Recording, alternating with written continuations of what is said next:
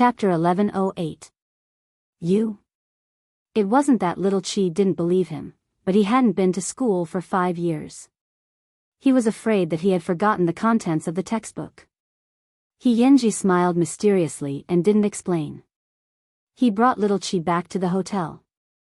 Ji Chu, knock on the door again at dinner time, Yenji instructed Ji Chu when he led little Chi into the room. Ji Chu nodded and winked at Yenji. Brother don't worry. Just enjoy the two of you. Not only that, but Ji Chu also consciously closed the door for the two of them. After entering the room, Yenji directly placed little Chi's school bag on the sofa. Then, he pulled her to sit on his lap and put her arms around his neck. Did you miss me? Little Chi's heart immediately raced, and her face immediately flushed red. However, she didn't hide her feelings and replied, yes. Yenji was very satisfied with her answer. He directly pinched her chin and kissed her gently. It was this kind of feeling, this kind of soft feeling, that made little Chi worry about it for the whole day. Unknowingly, the two of them had fallen in love, and the kiss became more and more intense. At this moment, in the huge room, there was only the sound of the two of them sucking each other. After a long while, Yenji finally let go of little Chi.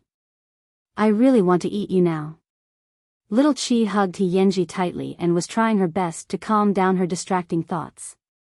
However, after a while, she felt that she had failed, so she whispered in Yenji's ear, I want to eat you too. Yenji was stunned. He coughed lightly and quickly said to little Chi, do your homework. You have the heart, but you don't have the guts. Little Chi got up from his body and couldn't help but mutter. Yenji was a little helpless. It's precisely because it's you that I don't want to be casual. Little Chi knew that he was doing this for the future, so she picked up her school bag and sat down by the coffee table. Come here. Aren't you going to teach? Yenji stood up and sat down behind little Chi. He wrapped his arms around her. Are you still partial to subjects now? I'm not partial anymore. In the few years that you were gone, I wrote love letters to many boys, so I practiced it. Little Chi snorted. That's really a good idea. Are you sure it's a few boys? Why didn't you write it in your diary? Yenji saw through her at a glance. Little Chi turned her head and looked at the man behind her. She was a little awkward. Why did you have to expose me? Yenji laughed silently and kissed the back of little Chi's head. It seems like we've returned to that time. Little Chi thought he was joking, so she really handed the math problem that she didn't understand to Yenji. Can you solve it? Yenji took the textbook and glanced at it. Then, he picked up the pen and pressed it against little Chi's face. Watch carefully. I'll only solve it once. Little Chi saw him take out the draft paper to calculate and was shocked. Could it be that this person was really a genius? A moment later, the solution appeared on the draft paper, and the answer was on the verge of appearing. You're a gangster, how do you know how to do mathematics? What? Can a hooligan not be cultured? Yenji smiled as he held her hand and returned the pen to her. Even if it's for you, I will never let myself fall. Little Chi's heart trembled. I can't let the gap between me and you be too big. Yenji's words sounded casual, but no one knew what kind of hard work he had put in behind the scenes. Little Chi couldn't help but lean into Yenji's arms. She was full of skills when it came to romantic words. It's okay, I don't mind. Anyway, in the future, I'll follow you. Chapter 1109. Big Boss. He rubbed little Chi's head, his eyes full of smiles. Don't worry, I won't let you lose the bet. Next, it was really homework tutoring. Little Chi looked at Yenji with a hint of admiration in her eyes. What you say is easier to understand than what the teacher says. You're comparing me to the old witch? Yenji pinched little Chi's face. What she says is aimed at the whole class. What I say is only aimed at you. Of course, it's different. In the past, she had never thought that studying was such an interesting thing. However, in the few years that Yenji was not around, her exam results depended on her mood. But most of the time, she stayed in the top 3. Now that she had Mr. He by her side to tutor her, not only was it exclusive, but she could also kiss, hug, and take advantage of him. For the past 2 months, she had to have He tutor her every day. However, good times always passed quickly. Because it was time for dinner, little Chi stayed at the hotel. After accompanying He for dinner, he sent her back to the banyan courtyard. However, this time, there was something special. This was because after little Chi got out of the car, she took the initiative to hug Boss He and tiptoed to kiss him on the cheek. This should have been a very ordinary scene, but it was seen by Mama Sheng, who had just returned home. Wan. Mama Sheng got out of the black car and called out to little Chi uncertainly. Little Chi turned around and saw her grandmother. She immediately stiffened and could not help but feel a little guilty. Grandma, Mama Sheng walked up to the two of them and looked at He, who was behind little Chi. This is? Hello, Grandma. I'm Xiaowan's boyfriend, He. He politely reached out his hand and bowed slightly to show his respect. Just like when he was bumped into by Master Xiao, He was calm and did not hide. Boyfriend? Mama Sheng's expression was a little unclear because she had never thought that little Chi, who was only 17 years old, would be like her mother back then. Since we've met, let's go home and have a seat. Mama Sheng directly invited He because she also wanted to know if her son and daughter-in-law knew about this. After little Chi heard this, her heart pounded. She turned to look at He, but he looked calm. Then I'll have to trouble you. Hearing these words, Mama Sheng's expression softened a little because she knew that this boy was at least not a coward. Grandma. Little Chi panicked and said to Mama Sheng, "It's too late today. Can't we do it another day?" She didn't object and you're already protecting her? Mama Sheng snorted softly. Then, she beckoned the two of them. Get in my car. Little Chi was helpless. She turned to look at He of he little Chi. He smiled lovingly. From the beginning to the Sheng, he of cheat tea. After getting into the car, Mama Sheng looked at the boy in the back seat again. To be honest, she did not believe that her son did not know about this person. But, what was his plan? However, S of T B Li. T chi T T T T T T T T of chin T T T T T. Don't worry. Watch me. Don't worry, okay? He squeezed little Chi's palm to comfort her. Don't worry. Just watch me. Don't worry, okay? He pinched little Chi's palm to comfort her. Chapter 11:10. Soon, they entered the house. He took a deep breath. It was impossible for him not to be nervous. After all, the Xing family was not an ordinary family. However, since it was his first time visiting, he could not panic and disappoint Lil Wan's family. Therefore, even if he had to brace himself, he had to suppress the panic in his heart. Please come in. At that moment, Xing Xiao was at home. After taking a shower, he was dressed in home clothes that wrapped around his muscular body. It was impossible to tell his age at all. He saw that Xing Xiao was in the living room on a video call. When he realized that Mama Sheng had led someone in, he was interested and told Su Che to postpone the video call. Dad. Little Chi held He hand and walked nervously to Xing Xiao. She called out timidly. Uncle. He was extremely calm and respectful towards Xing Xiao. Mama Sheng stood at the side and carefully observed He. This was because when ordinary people saw their son, especially when Xing Xiao was unsmiling, his expression was not angry, but it gave people a strong sense of oppression. Ordinary people would naturally be afraid and retreat when they saw him. However, this kid in front of her did not show any signs of fear. What kind of background did he have? Have you eaten? Xing Xiao turned off the computer and asked the two of them. His tone was calm as if he was not surprised at all. Eat it. Little Chi quickly replied, he tutored me with my homework. As a thank you gift, I accompanied him for dinner. There's no need to be reserved in front of me.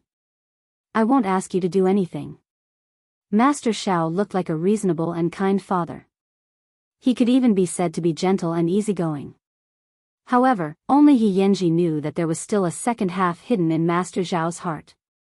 That was, as long as he made a mistake, did not cherish the opportunity to be with little Chi, or let little Chi suffer any harm, Master Xiao would record it for him. Eighth brother, what's going on? Mama Xing couldn't stand it anymore. She sat on the sofa and asked. It didn't look like they were meeting for the first time. You guys go up and play. Xing Xiao asked Miki to show He Yanji around. His intention was to send the two of them away so that they would not be embarrassed.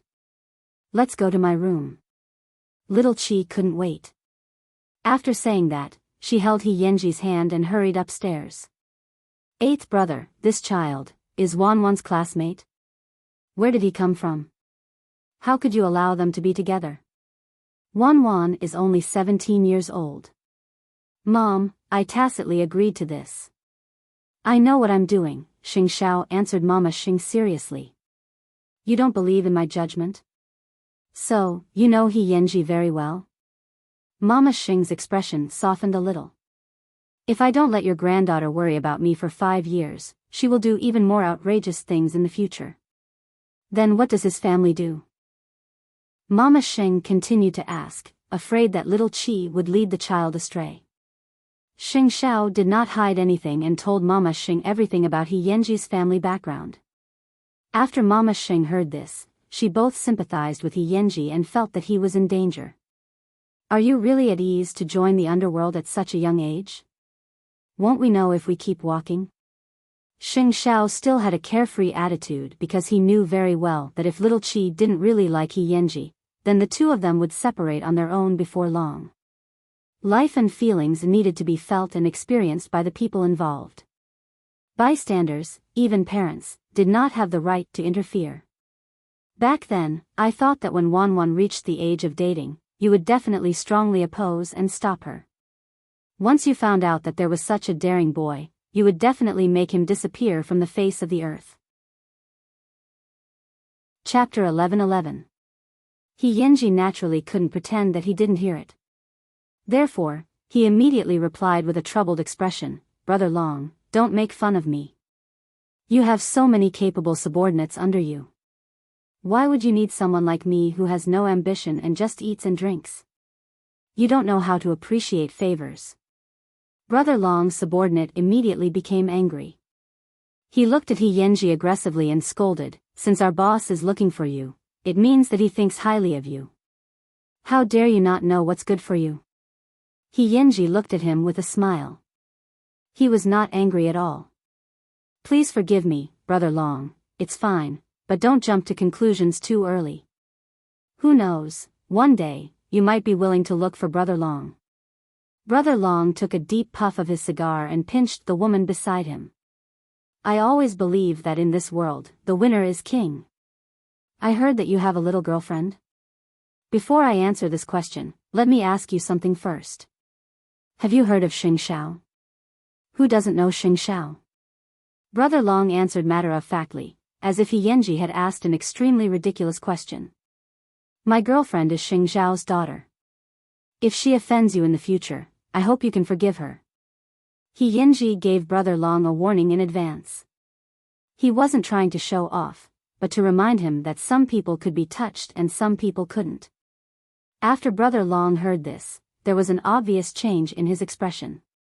He had indeed wanted to start with He Yanji's girlfriend at the beginning, but it seemed that it wouldn't work now. Not only that, but it had become even more complicated for him to rope He Yanji in. Brother Long, this kid dares to look down on you because he's bold. Brother Long's subordinate was a little unconvinced. What kind of amazing person was he? Why couldn't he touch him? At that moment, the voice of Brother Long's subordinate came from outside the private room. Brother Long, Brother Yang is here. So fast? Brother Long looked at He Yanji with interest. It seems that I really can't underestimate your loyalty. He Yenji couldn't deny it. Soon, the familiar laughter reached their ears. Then, the door of the private room was pushed open. He Yenji turned around and saw his boss.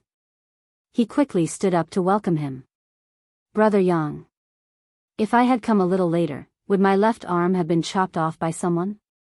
Brother Yang waved his hand and sat down next to He Yenji. Long Xiao, it's not nice of you to do this, right?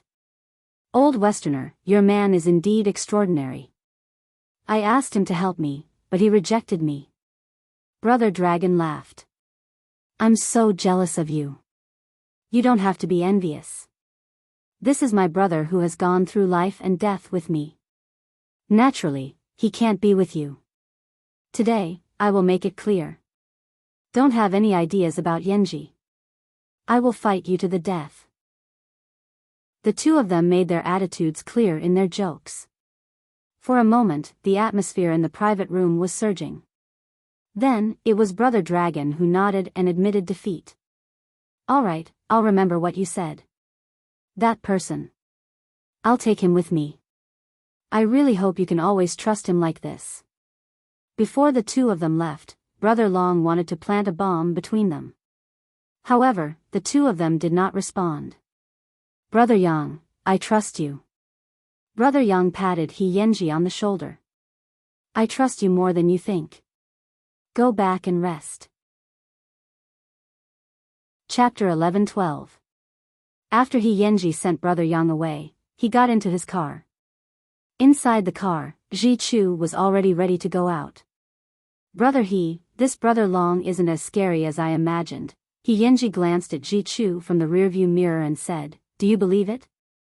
Tonight, you're their target. Why? Because I've made it clear that your sister-in-law is the daughter of the Xing family. That Long guy won't dare to do anything to your sister-in-law, and you're the only one left by my side. How safe do you think you'll be? He Yenji explained to Ji Chu very seriously. Sleep in my room tonight. Is it really necessary? You can install a camera in your room to see. He Yenji answered him with a serious expression. All these years, Jianchuan has been suppressed by Zhongteng, so all the gangs didn't dare to go overboard. Over time, they retreated from the banditry that gangs should have. Even Brother Yang rarely got involved in things that risked his life. But this Brother Long is different. This Brother Long has killed people before. Hearing the word people, Ji Chu was stunned for a moment. He obviously understood the seriousness of the matter. However, the two of them did not expect that when they rushed back to the hotel, He Yenji would find that their room had been carefully decorated. The room was lit with incense and candles, and there were roses everywhere on the table and bed. There was also an exquisite cake on the coffee table. Brother He. This. While the two of them were surprised, little Chi walked out of the bedroom wearing He Yenji's shirt. He Yenji's face turned green, and Ji Chu immediately turned his head. This was his sister-in-law. He didn't dare to blaspheme her. Seeing this, He Yenji quickly pushed little Chi back into the bedroom. Why are you here? I just wanted to give you a surprise. It seems like you were frightened, right? Little Chi quickly wrapped her clothes around herself. He Yenji couldn't help but hold little Chi in his arms. He could have enjoyed the two of them tonight, but now he had to ensure Ji Chu's safety. So, before little Chi took off her shirt, he covered little Chi's head and kissed her on the head. I'm sorry, Xiao Wan. I might not be able to have a romantic night tonight because I have to bring a third wheel. What's going on? Little Chi took off the shirt and asked. Ji Chu might be in danger, so I let him sleep in the guest room. That's easy. Just chase him back to his room, Little Chi said bluntly. Tonight, all right, I got it. You're not in the mood for romance. Little Chi could tell from his eyes that since Ji Chu was in danger, he naturally wouldn't stand by and do nothing. You sleep first. I'll be in the living room, okay? He Yenji held little Chi's face and kissed her. Will you go back to your room? It depends. I'll guard you guys. After He Yenji said that, he patted Little Chi's face again, turned around, and walked out of the bedroom. Ji Chu was outside the door. When he saw everything that Little Chi had set up, he felt guilty and said to He Yenji, "Brother He, why don't I go back to my room? Sister-in-law spent a lot of effort to decorate it, it's not good to ruin it." He Yenji took off his coat and placed it on the sand. He only instructed Ji Chu, "Go in and sleep. You have no right to ask about anything else." Alright, Ji Chu felt as if he had destroyed He Yenji's wedding night. He felt very guilty. However, he didn't dare to disobey He Yenji's orders, so he could only enter the guest room with a guilty conscience. When He Yenji saw this, he went out alone and went to the next room to make some arrangements. Then, he returned to the living room and lay down on the sand. He also wanted to have a woman in his arms, but he also had to protect his own people. This was a man's responsibility. Chapter 11:13. However, some people were destined to be dishonest, especially in the middle of the night. She went straight out of the bedroom and quietly squatted beside He Yenji. In the darkness, He Yenji was very vigilant. He felt a black shadow in front of him, so he got up and pressed the other party to the sand. Little Chi quickly patted the sand in pain. "It's me." After He Yenji heard this, he let go of his hand, but he still pressed down on Little Chi. "What are you doing out here in the middle of the night? You're right outside. How can I sleep inside?" Little Chi lay on the sand and let He Yenji press down on her back. However, their posture was too ambiguous. Soon, Little Chi felt the change in the man's body temperature behind her. "You still don't plan to let go of me?" He Yenji understood. He helped her up and placed her on the sand. "You know it's dangerous, but you still came out. Are you referring to yourself by the danger you're talking about? I think you're the one who's plotting against me." Little Chi raised her head and looked at He Yenji. There was only a weak light coming in from the window, but He Yenji seemed to see Little Chi's proud expression. "Why are you still making a fuss if you know?" He Yenji took the opportunity to pinch her slender waist. "He Yenji, if someone wants us to separate, and their attitude is very firm, what would you do?" Little Chi suddenly asked He Yenji seriously. He Yenji was silent for a few seconds. In the darkness, he pinched Little Chi's palm. "I want to ask you this too. After all, from my point of view, you have many better choices. Answer me first." Little Chi was very persistent. He Yenji fell into deep thought again. After pausing for a moment, he replied, "Xiaowan, it's too shallow between us to talk about this anymore. What lifelong promise? I can't give you that long. I feel that only you can understand how strong the feelings in the depths of my heart are. Do you still need me to answer this question? You men are not likable at all. No matter how much you do, you don't like to say it out loud and let women know." Little Chi slowly moved closer to He Yenji's arms and wrapped her arms around his waist. "I'm not afraid that you'll give up on me. I just don't like you to be wronged, especially when those grievances were brought to you by my family. I'll feel even worse. Do you know something?" He Yenji keenly sensed Little Chi's emotions and the reason why she wanted to stay the night. "I don't know anything." Ji Chu, that big mouth. How smart was He Yenji? How could he be so easily fooled? "You also know that Ji Chu is very loyal to you. I just casually interrogated him and he confessed everything. Don't blame him. Besides..." Little Chi raised her head and looked at He Yenji's chin in the darkness. "How can you have the nerve to talk about him? Why didn't you tell me about my grandma?" "Because I don't think it's a grievance." He Yenji hooked her chin and replied, "It's normal for your family to worry about you. But I can't see you being bullied." Little Chi took the opportunity to hold his hand. After He Yenji heard this, he couldn't help but laugh. He carried Little Chi on his legs and sat down. "I think you really don't know how dangerous you are. What did my grandmother say to you?" "Of course I should say it." He Yenji insisted on not revealing anything. Anyway, she didn't object to us being together, so you have to continue to respect her. Little Chi opened her mouth and was about to answer. However, He Yenji suddenly covered Little Chi's mouth and shushed her. Chapter 11:14. Little Chi immediately fell silent. A moment later, she saw He Yenji put her on the sand and whispered, "No matter what you hear, don't come out." Little Chi reached out and wanted to grab He Yenji, but he was too fast. In the blink of an eye, he disappeared from the door of the room and went next door. Little Chi suddenly thought that she was not weak. Why did she hide here and let him face the danger alone? Thinking of this, Little Chi followed him out and saw that the door next door was open, and He Yenji was at the door of Ji Chu's bedroom. What's wrong? Little Chi walked to He Yenji's side and saw that the pillow on Ji Chu's bed had been chopped into pieces. It was a dummy that He Yenji had deliberately set up. There was a pillow in the bedding. This is why you let Ji Chu sleep in your room. There are some experts around that long guy.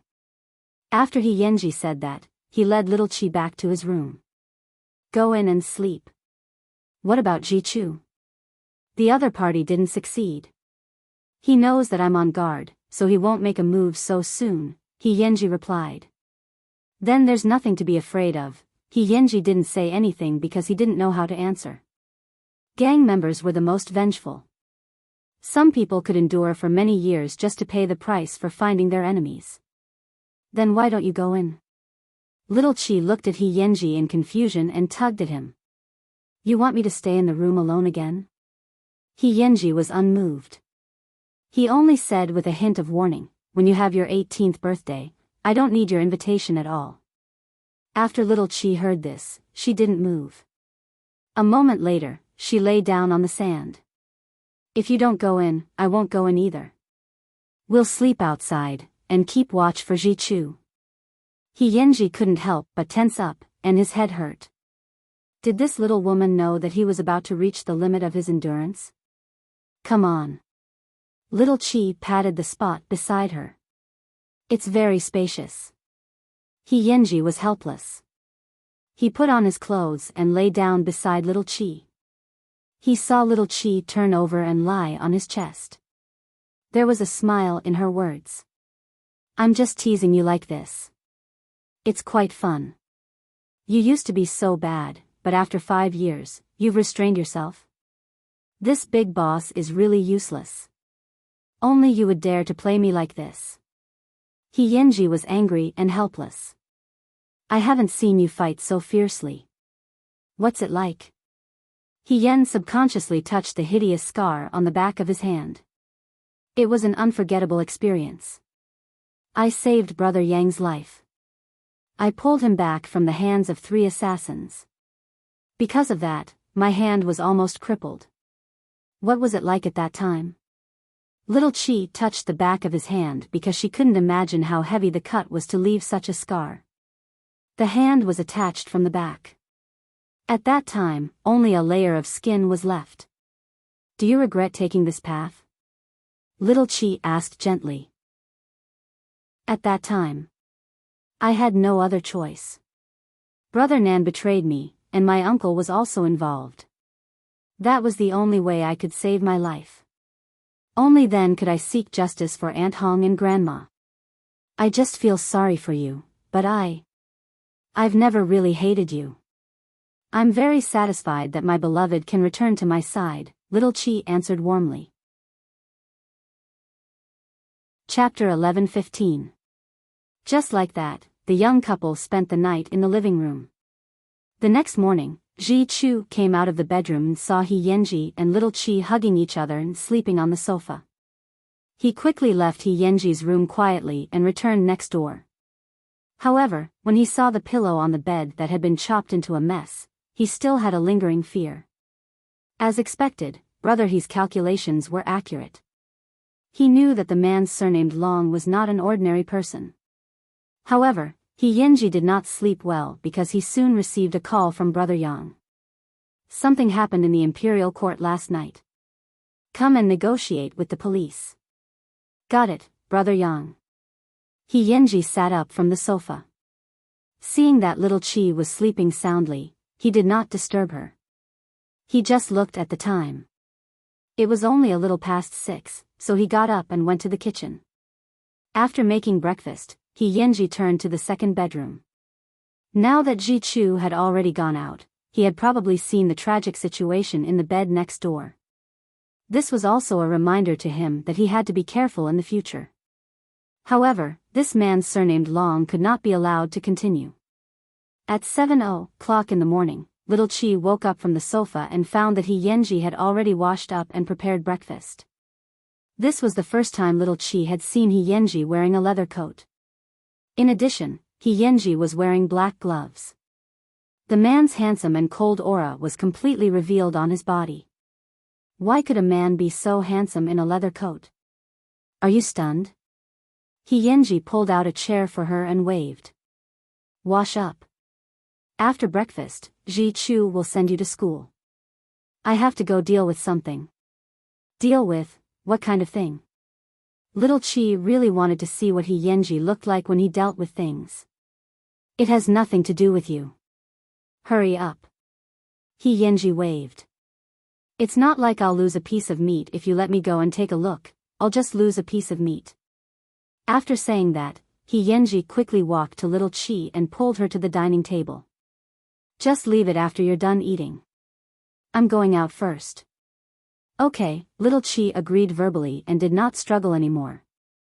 He Yenji was afraid that little Chi would follow him, so he went out early.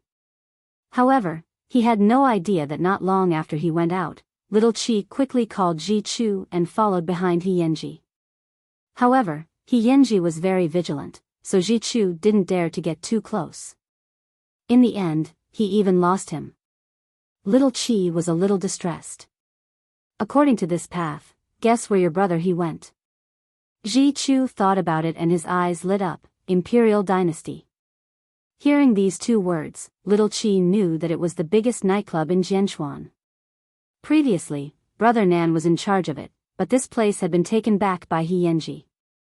He had already returned it to Brother Yang. Nothing good can come to this place so early in the morning. Sure enough, when the two of them arrived near the Imperial Court, they saw He Yenji standing at the entrance of the Imperial Court. At his feet was a corpse covered with a white cloth. There were police officers all around. When the current person in charge of the Imperial Court saw He Yenji appear, it was as if he had seen his savior. Brother He, you're finally here, what's going on? He Yenji asked solemnly. I don't know how, but he died in our Imperial Court. The police are investigating the cause. How are we going to do business like this? He Yenji squatted down, lifted the white cloth, took a look, and then covered it. You are the real person in charge of the Imperial Court? The police officer at the side sized He Yenji up and asked. Comrade Police, is there a problem? He Yenji asked. There's a big problem. Wait for our forensic doctor's autopsy report. The police were unwilling to say more. They only asked the people of the Imperial Court to cooperate with the investigation. Moreover, it was impossible for them to open for business in the near future. Chapter 11:16. Brother He, someone has set us up, I know. He Yenji replied calmly to the manager of the Imperial Court. Go down and gather the information first. Prepare a copy of this person's information for me. Since the other party has already made a move, we can't be too passive. Also, gather all the employees of the Imperial Court. I have questions to ask. Okay, I'll do it right away. But Brother He, there's something that I'm very worried about. You know, the Imperial Court used to be Brother Nan's territory. There have been many dirty tricks done here in the past. If the police investigate, it might not be easy to explain. In the end, the manager was just a manager. He was afraid of taking responsibility. Even though he had just taken office, he had heard enough about the Imperial Court. I'm afraid that the Imperial Court might not be able to hold on. This isn't something you should worry about. He Yenji patted him on the shoulder. Just do what I tell you to do. Okay. With He Yenji's words, the manager felt much more at ease. He turned around and went back to the imperial court to get busy. He Yenji took out his phone and called Brother Yang first. Then, he waited for the forensic team of the police. However, He Yenji never expected that the person who came to do the autopsy would be his mother-in-law. When Mu Chichi appeared in front of the imperial court, even little Chi, who was hiding at the side, was shocked. It was a little awkward to meet under such circumstances. Mu Chichi was not as relaxed as she was at home. When she arrived at the scene, she only glanced at He Yenji before squatting in front of the corpse. She put on rubber gloves and carefully examined it. The preliminary conclusion is that the victim died of asphyxiation. The time of death was between 2 and 4 in the morning. There were no obvious injuries on the body. We still need to collect samples for a poison test. I want to see the crime scene. Manager, bring the forensic doctor in. He Yenji pretended that he had never seen Mu Chichi before and spoke in a businesslike tone. Are you in charge of this place? Mu Chichi asked meaningfully when she entered the imperial court. I'm the current person in charge, He Yenji answered in a neither servile nor overbearing manner. You don't feel guilty at all? Because I know that forensic Dr. Mu will definitely give the most impartial judgment. But, can your place withstand an inspection? How insightful was Mu Chichi? How could he not know about the impact this matter had on the imperial dynasty? Whether I can take it or not, I will cooperate, He Yenji answered Mu Chichi seriously. If you offend someone, you should deal with it immediately. I trust my daughter's judgment. Don't let me down. With that, Mu Chichi led the forensic team into the crime scene. After He Yenji heard this, he followed her into the imperial court's private room. Outside the door, little Chi was lying under a big tree not far away. She was anxious. What did the two of them say? Her mother did not bully or make things difficult for He Yenji, did she? Half an hour later, Mu Chichi left the private room with her team. When she left the imperial court, she said to He Yenji, I still need to examine the corpse further. Yenji, cooperate at any time. I won't let you down. Thank you, Auntie. Tisk, he's handsome no matter how I look at him. No wonder my daughter is so distracted. Don't bully her. When everyone heard about the relationship between Mu Chichi and He Yenji, they were surprised. After all, He Yenji was a gangster. Everyone in the forensic team knew that. But how could Mu Chichi dare to hand her daughter over to such an outlaw? Don't worry, Auntie. I cherish her very much. That's enough. See you later. With that, Mu Chichi left with her team. At this time, someone in the team asked Mu Chichi, Forensic Dr. Mu, this young man can't be your son-in-law, right? Chapter 11:17. Why? Mu Chichi narrowed her eyes and turned to ask. This. He seems to be the boss here. He seems to be from the underworld. A young male forensic doctor answered Mu Chichi, trembling with fear. After Mu Chichi heard this, she smiled and answered, I understand. At your age, the world is either black or white, and good and bad are clearly distinguished. After all, I was also young once. I can understand your hatred of evil, but this world is often not as simple as you see it. Whether he can be my son-in-law or not, I have my own judgment. I believe in my daughter's choice. The few forensic doctors behind her opened their mouths at the same time, but they couldn't say anything because they really didn't expect the Xing family's upbringing to be so valiant. Mu Chichi actually allowed her daughter to find an outlaw. Mu Chichi knew that others couldn't accept it, but she didn't care about other people's opinions. It would be a pity if a handsome guy like He Yenji didn't become her son-in-law, okay? Not far away, He Yenji watched his mother-in-law leave. Just as he was frowning and guessing what she was thinking, little Chi ran over from under the tree. What did my mom say to you? When He Yenji saw little Chi appear, he immediately raised his hand and looked at his watch. Why are you here?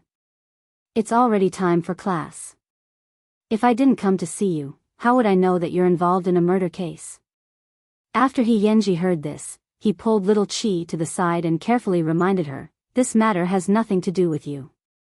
I can handle it. Go back to class immediately, okay? Yenji, I can ignore it and go to class immediately, but you can't hide everything from me because I don't want to hear the news that you've been arrested and brought to the police station in just one day when I'm done with class. Little Chi grabbed Yenji's arm and didn't let go. Are you going to leave without saying goodbye a second time? Yenji was stunned for a moment and softened his attitude. He reached out and rubbed little Chi's head.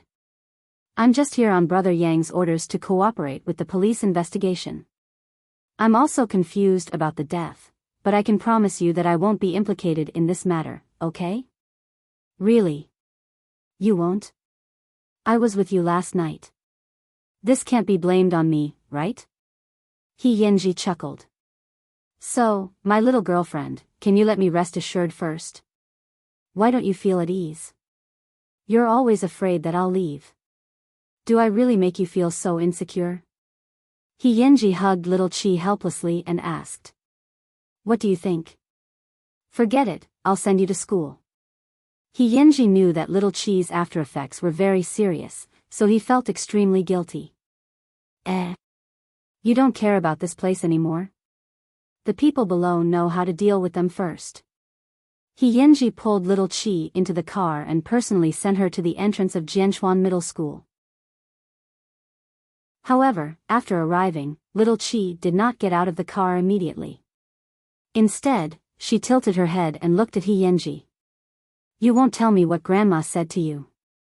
What about my mother? What did my mom say to you? Yenji held the steering wheel and couldn't help but laugh. If they don't like me, are you going to oppose the whole world? Of course. Little Chi answered matter-of-factly, my grandmother has my grandfather, my mother has my father, but you only have me. After hearing this, Yenji was very touched. He couldn't help but hold little Chi's chin, bring her closer to him, and kiss her. Chapter 11:18. How can I bear to let you and your family go against each other? Your grandmother and mother don't hate me. I'm serious. After the kiss, Yenji answered little Chi very seriously, so, can you please stop letting your imagination run wild? There are no despicable mothers-in-law in this world, and there are no parents who would break up a couple. Don't look at these things all day long. Besides, this matter will be over soon. Little Chi didn't know how Yenji was going to deal with it. She could only try her best to trust him. I can trust you, but don't always treat me like a child. I'm about to become an adult. There's still more than half a year. Yenji replied casually. Do you think I haven't endured it hard? Little Chi's face suddenly heated up, and she quickly got out of the car. Pick me up tonight, aren't you going home tonight? I want to accompany you. Little Chi's answer was natural and carried a hint of coquettishness. This immediately made Yenji have an extreme urge. He wanted nothing more than to pull her back immediately, press her into the front passenger seat, and kiss her until the end of time. However, this little troublemaker was not mature enough for him to take whatever he wanted. As a result, Yenji could only resist the urge in his heart and drive away after little Chi entered the school gate. Soon, Yenji returned to the imperial court. At this time, all the employees of the imperial court were standing at the luxurious entrance of the imperial court, waiting for orders. Yenji walked over and saw the manager immediately come up to him. Brother I've cleared out the people who were still working between 2 and 4 o'clock last night. I've also taken out the surveillance footage. What else do you need? I don't need anything. Yenji shook his head. Then I'll go deal with other things first. Wait a minute, what were you doing at that time last night? Yenji suddenly grabbed the manager and asked, also, don't leave yet. You'll take over the questioning. Finally, add your own statement. I'm going to meet a very important person at noon. Yes, I'm going to meet him. Okay, give them whatever the police want, Yenji instructed. Okay, I'll cooperate fully. Yenji curled his lips into a faint smile. He held his phone and entered the scene of the Imperial Court's case with Ji Chu. Brother you. Are you suspecting the manager? After all, Ji Chu had followed Yenji for a long time, so he could tell what Yenji was thinking. If no one helped, who do you think would be able to kill someone in such a secretive manner? So, I believe that they are working together. The Imperial dynasty isn't like a hotel, it's always full. To kill someone silently under such circumstances, and to be discovered in the morning, do you think it's an accident? Hearing this, Ji Chu nodded his head. That's impossible. If you treat the manager like this, will he notice something? Although he has always listened to my orders, he has always been unconvinced in his heart. He thinks that I don't have the right to ride on his head, so he definitely won't believe that a brat like me will see through the tricks inside. Yenji squatted on the ground and carefully observed the scene. Then you said you were going to meet someone at noon. Who is it? Witness. Yenji answered simply with 2 words. The person surnamed Long knew the person who bribed Brother Yang, so of course, he could do the same. After a few dealings, Yenji knew very well that the people around the person surnamed Long were definitely not loyal servants. They could be bribed. Chapter 11:19. At the same time, the news of the death in the Imperial Court had spread to the surroundings. Other than the fact that the Imperial Court was the largest nightclub in Jianchuan, it was also because there was a person who was deeply gossiped about, and that was Yenji. He had always been brave and good at fighting, as if it was only a matter of time before he involved human lives. This made the people in the school look at little Chi a little strange. In the past, they didn't dare to get close to her, and now, they couldn't wait to avoid her.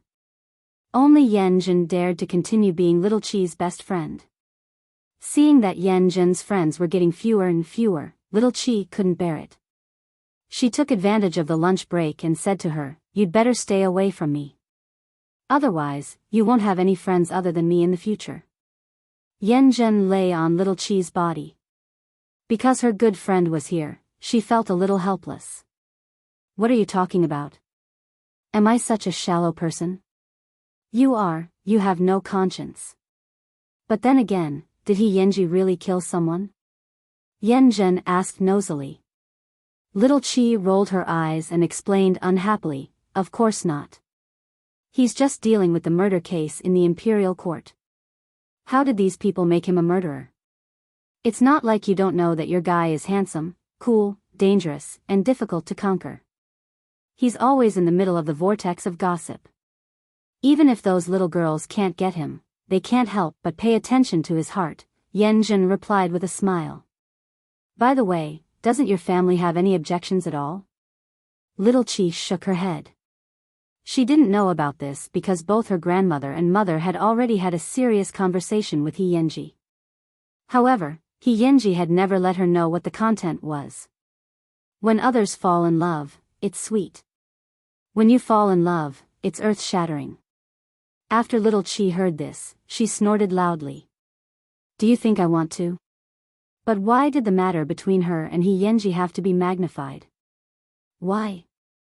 When school ended, little Chi found the answer. At the school gate, Yenji was wearing a leather coat and leaning against the car door in a cool manner. His noble aura was natural. With just a glance, people would fall into it. It was no wonder that his matter would cause a huge uproar. What's wrong? Yenji saw that little Chi's expression was strange. He took her school bag and asked gently. What do you think? Comrade murderer. Little Chi replied angrily. Yenji frowned slightly and looked at the gazes of the people around him. He discovered that regardless of whether it was a man or a woman, their eyes were filled with avoidance and fear. Sorry, I didn't know it would have such a big impact. Boss, he apologized to his concubine. Do you think I care? Little Chi sat in the front passenger seat and asked him back. She was a little emotional. Then what right do these people have to say that about you? Little Chi explained to He Yenji angrily, no one pays attention to the truth behind it. As long as it's news about you, they treat it as gossip and exaggerate it wantonly. I can't take it anymore. After hearing Little Chi's explanation, He Yenji couldn't help but laugh. He reached out and pinched her face. I got it, know what? I'm very happy that you're so protective of me. He Yenji laughed from the bottom of his heart. This matter will be resolved soon. You don't have to take it to heart.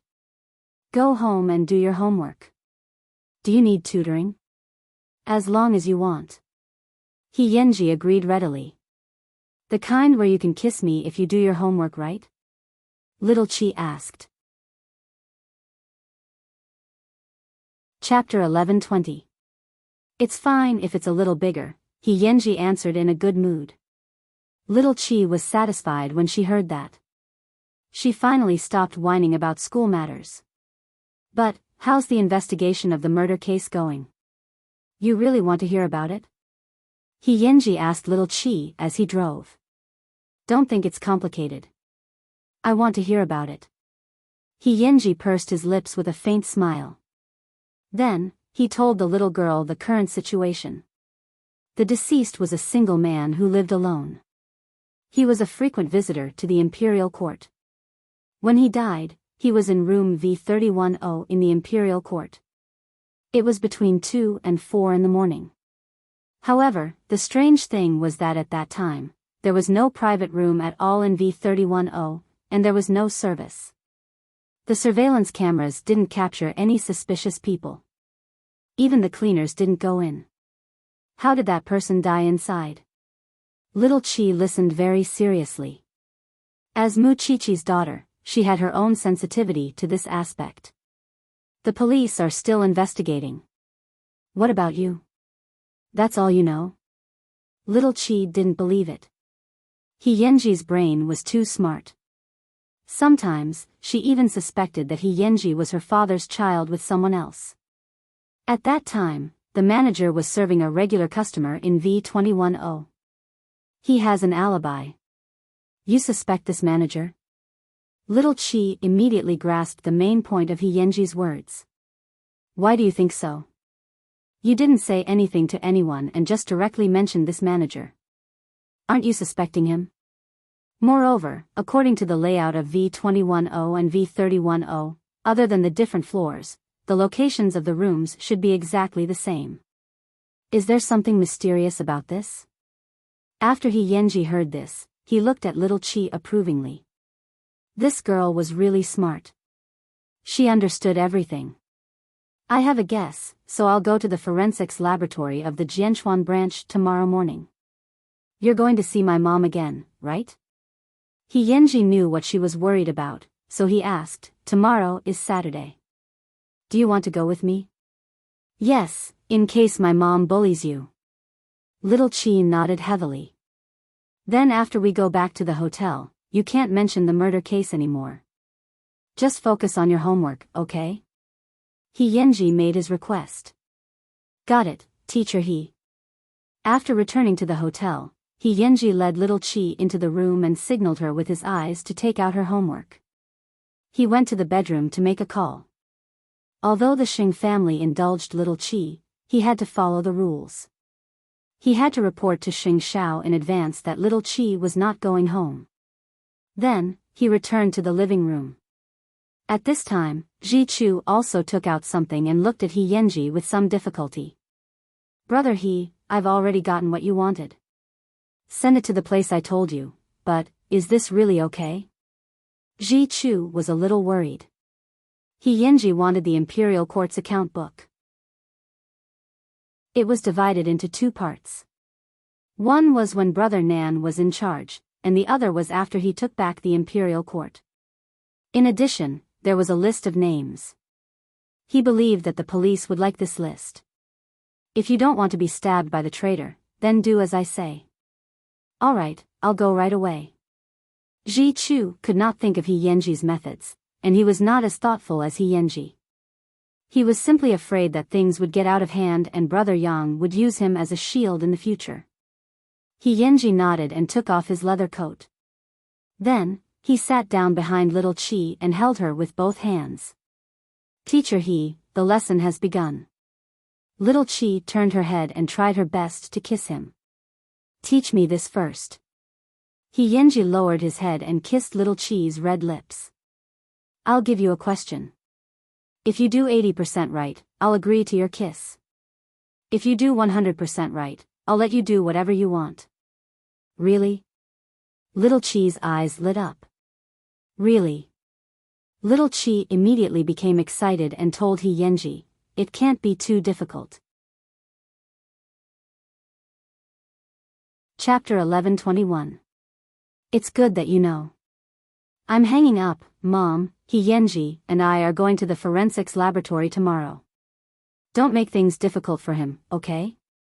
Little Chi did not forget this matter. After all, Yenji was now the target of the investigation. Little Chi was afraid that her mother would be very strict. Mu Chichi was shocked when she heard this. In terms of feelings, little Chi was exactly the same as her. No one could bully the person in their heart.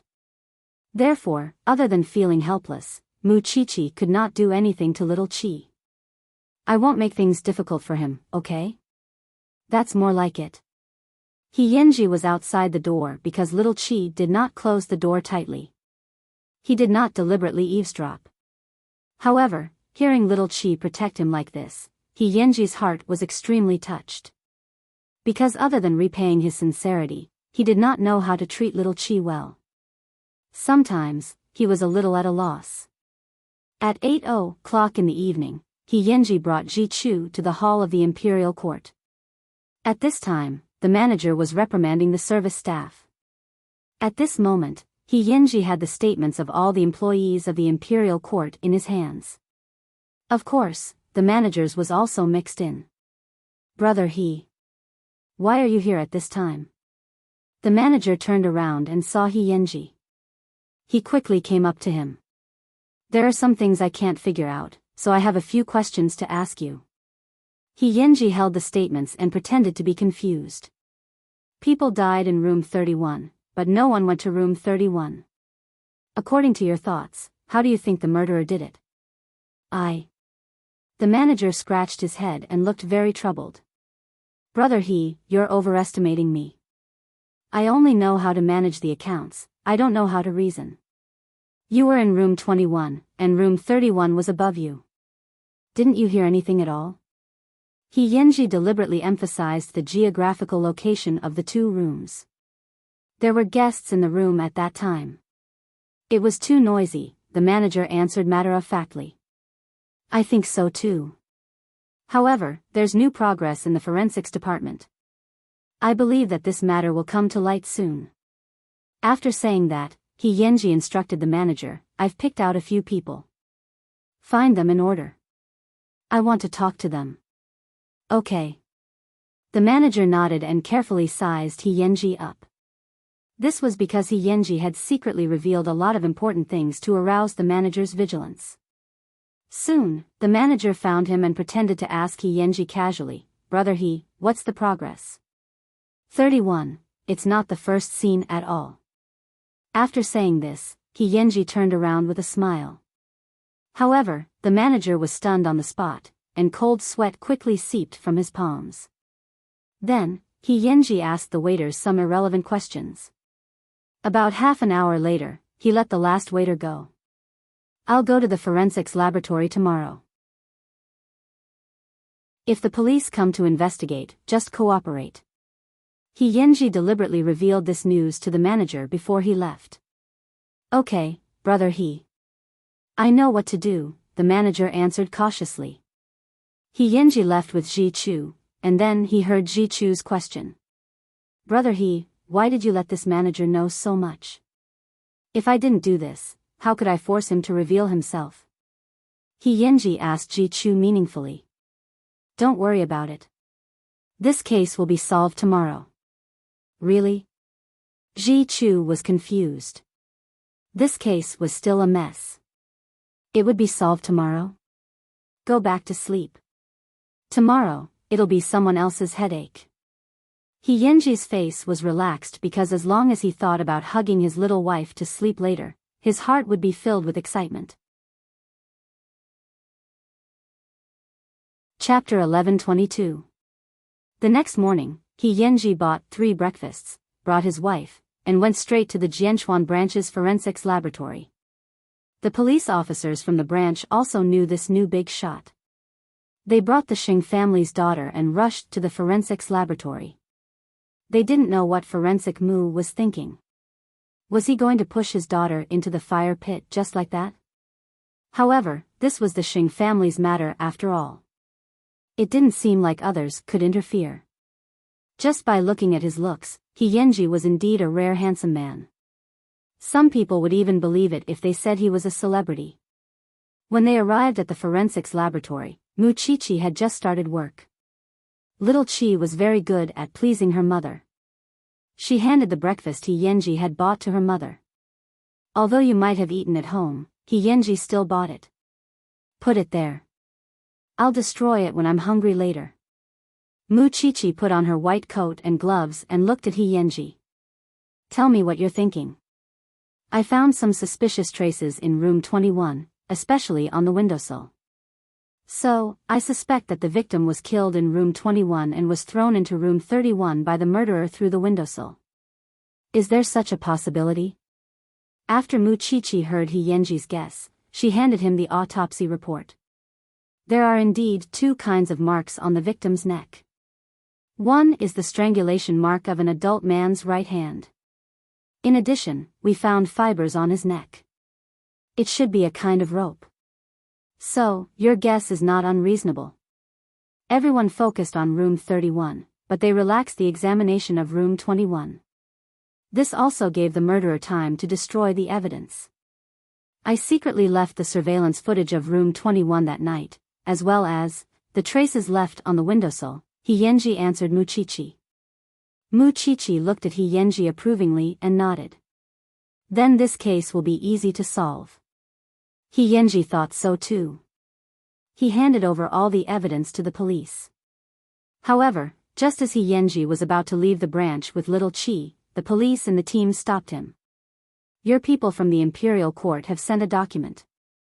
I need you to cooperate with an investigation. As expected, they're taking action. He Yenji sneered. He Yenji. Little Qi was a little nervous. Didn't the death have nothing to do with He Yenji? It's okay.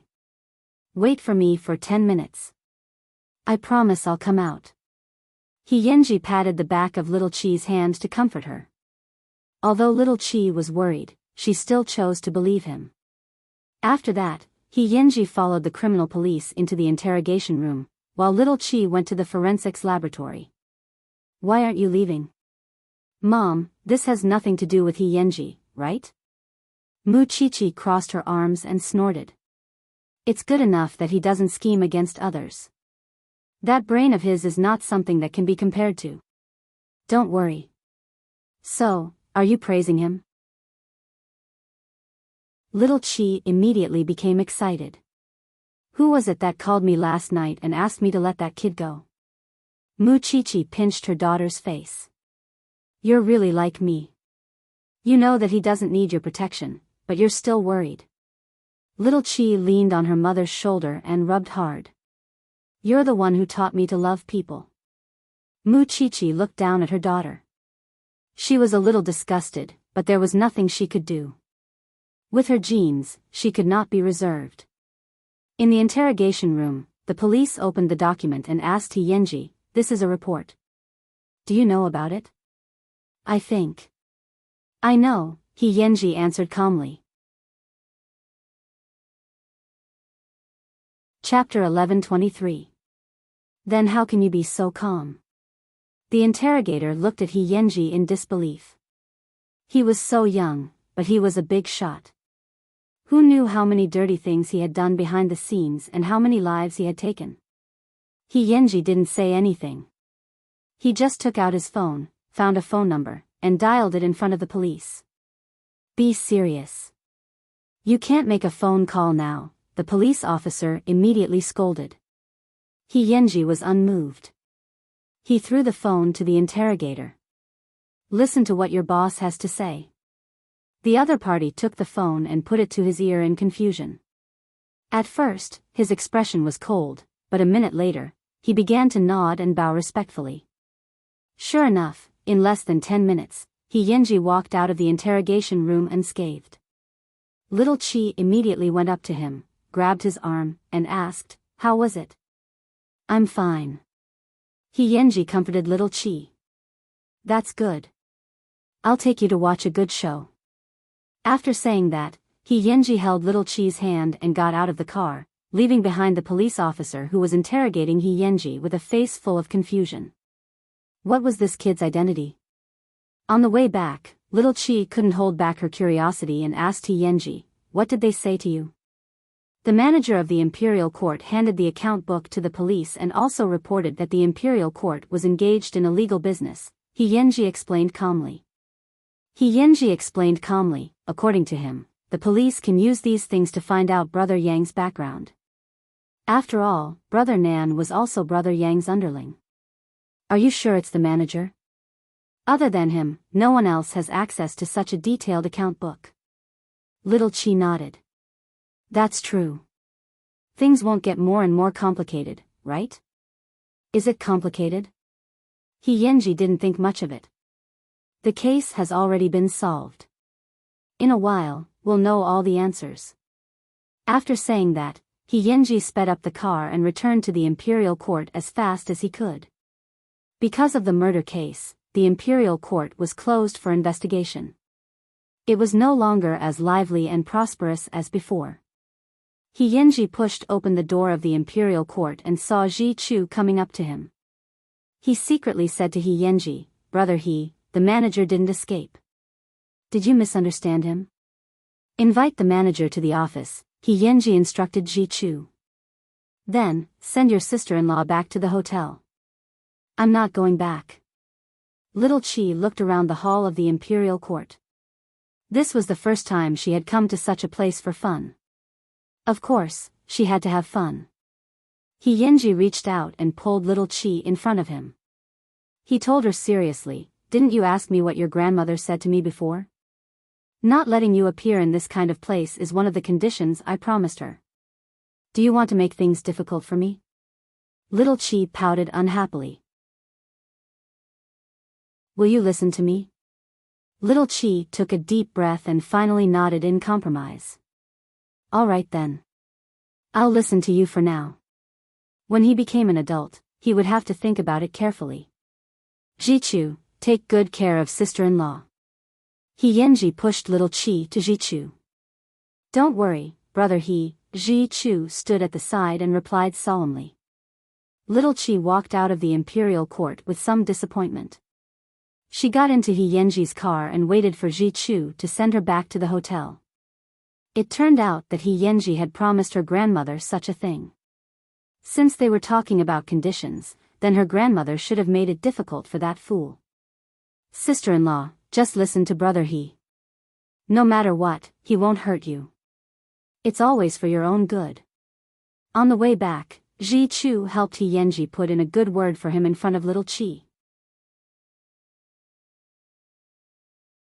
Chapter 11:24. I know he's doing this for my own good. However, Little Chi was worried that He-Yenji would mistreat himself for her own good. In the manager's office in the Imperial Court, He-Yenji sat on the office chair with two subordinates standing behind him. He was waiting for the manager's arrival. The account book had already been handed over. Logically speaking, the manager's goal should have been achieved, but he didn't take the opportunity to escape. Could it be that there was something he wanted here? "Brother He. You're looking for me?" The manager pushed the door open and entered. His tone was no different from usual. "It's not a big deal. It's just that I went to the Jianchuan branch office in the morning and was detained. I was interrogated for 10 minutes, He-Yenji answered slowly as he adjusted his gloves. "Is it because of the murder case?" "Manager, where is the account book of the Imperial Court?" He-Yenji saw that the manager was still trying to escape, so he went straight to the point. "This." The manager was stunned for a moment, then said cunningly, "You asked me to cooperate with the police investigation, so I handed it over to the police. The police didn't want to investigate the business of the imperial court. I already asked before I left." He Yenji mercilessly exposed him. After saying that, He Yenji placed the account book he had taken from the police on the desk. "Aren't you being too careless?" Seeing this, the manager's expression changed. He knew that he couldn't hide it anymore, so he said, "I didn't expect you to collude with the police." "You're wrong." He Yenji sneered and got up from the chair. "I've already divided your so-called account book into 2 parts and handed it over to the police in advance. As for your report on the criminal transactions of the imperial court, I've already handed it over to the police." "You schemed against me?" The manager immediately understood that he had fallen into He Yenji's trap. "No one killed people in 301 because you killed people there and then dumped the bodies there. You wanted to ruin the reputation of the imperial court and take the opportunity to suppress Brother Yang. Am I right?" Seeing that his plan had been exposed, the manager no longer hid it.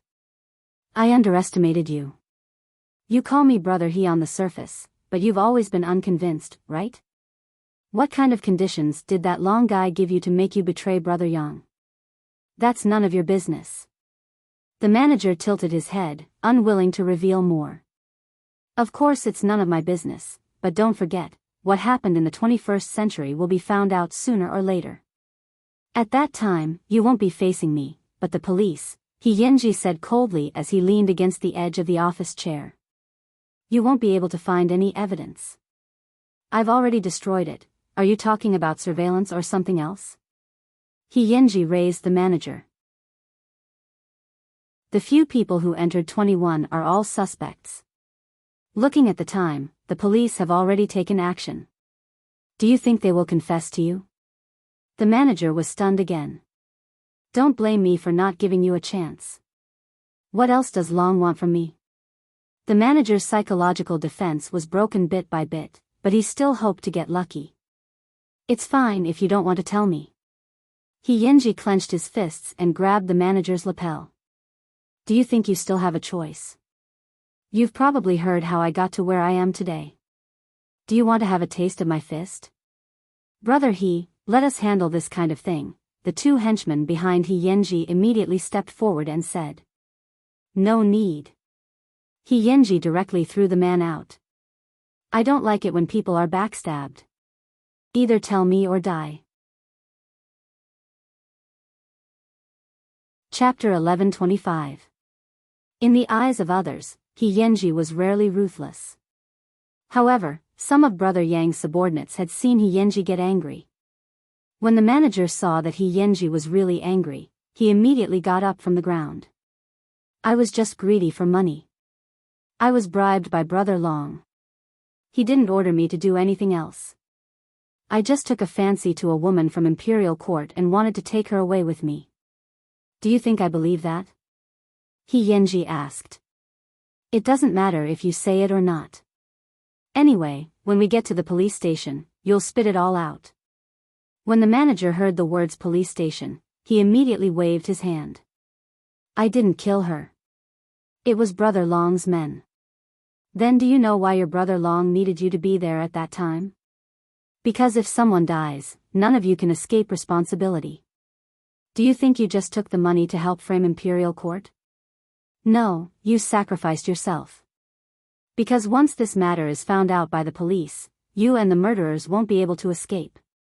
As for him, he only needs to spend some money and use his connections. Who can prove that he hired someone to kill someone?" After hearing He Yenji's analysis, the manager became even more terrified. "Brother He, I don't want to go to jail. Tell the police everything that needs to be said. Try to get your sentence reduced." After saying that, He Yenji gestured for the 2 subordinates behind him to send the manager directly to the police station. After that, He Yenji called Brother Yang and briefly explained what had happened, as well as the investigation that Imperial Court might face in the future. After Brother Yang heard this, he was very pleased. "You're the most reliable of the few people under you. It doesn't matter if Imperial Court is gone. We still have other shops to support. Most importantly, we can't let the police continue to investigate. Don't worry, the police won't be able to find any more. This was the prerequisite for He Yanji to hand in the list and clues. However, he also added a few new things to the list. Now, the one to suffer will be that long fellow, right? Brother Yang, please wait and watch the show. Yanji, I only trust you now. Do well. Sooner or later, this chair of mine will be yours. After saying that, Brother Yang hung up the phone. However, this made He Yanji frown. It was impossible for him to say that he didn't want to be the boss. After all, he had embarked on this path. However, he believed that Brother Yang was also a good boss. He had never mistreated him. Therefore, he couldn't bring himself to pull Brother Yang down.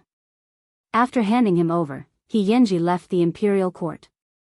As for the rest, the police would give the imperial dynasty an answer. But since they handed over the books, it meant that the imperial dynasty was going to seal them up. However, losing an imperial dynasty to take down that surnamed Long was worth it. Soon, the police arrested and interrogated the people involved. Because there were 5 or 6 people, they set up traps for each other and quickly found out the cause and effect of the murder. Among them, the murderer was Brother Long's underling. Therefore, this fire quickly burned onto Brother Long. That was because the clues that He Yanji gave included a few illegal businesses that Brother Long had been involved in after coming from the north. The police quickly summoned Brother Long. Of course, it wasn't a big deal to just summon him. The key was how to take the last few steps. However, just hearing the news that Brother Long had been summoned made Brother Yang feel good. In the hotel, little Chi waited for He Yanji for the entire afternoon. Because she had promised her mother that she would go home today, if He Yanji didn't go home, there would be no need for a date on Saturday. However, since he had something to do, she would spare him. Little Chi picked up her school bag and was about to go home when He Yanji suddenly pushed the door open and came in. You're leaving? I'm going home today. He Yanji grabbed little Chi and pressed her against the wall. He lifted her chin and kissed her. Don't even think about going anywhere. Chapter 11:26. After the kiss, little Chi's face was bright red. She leaned against the wall with an unnatural expression. But I promised my mother that I would go home today. Have dinner with me before you leave. He Yanji held her hand and said, 2 days ago, you spent so much effort to decorate the room. I haven't enjoyed it yet. I have to make up for it today. Little Chi followed He Yanji back to the living room and was pressed down on the sofa by him.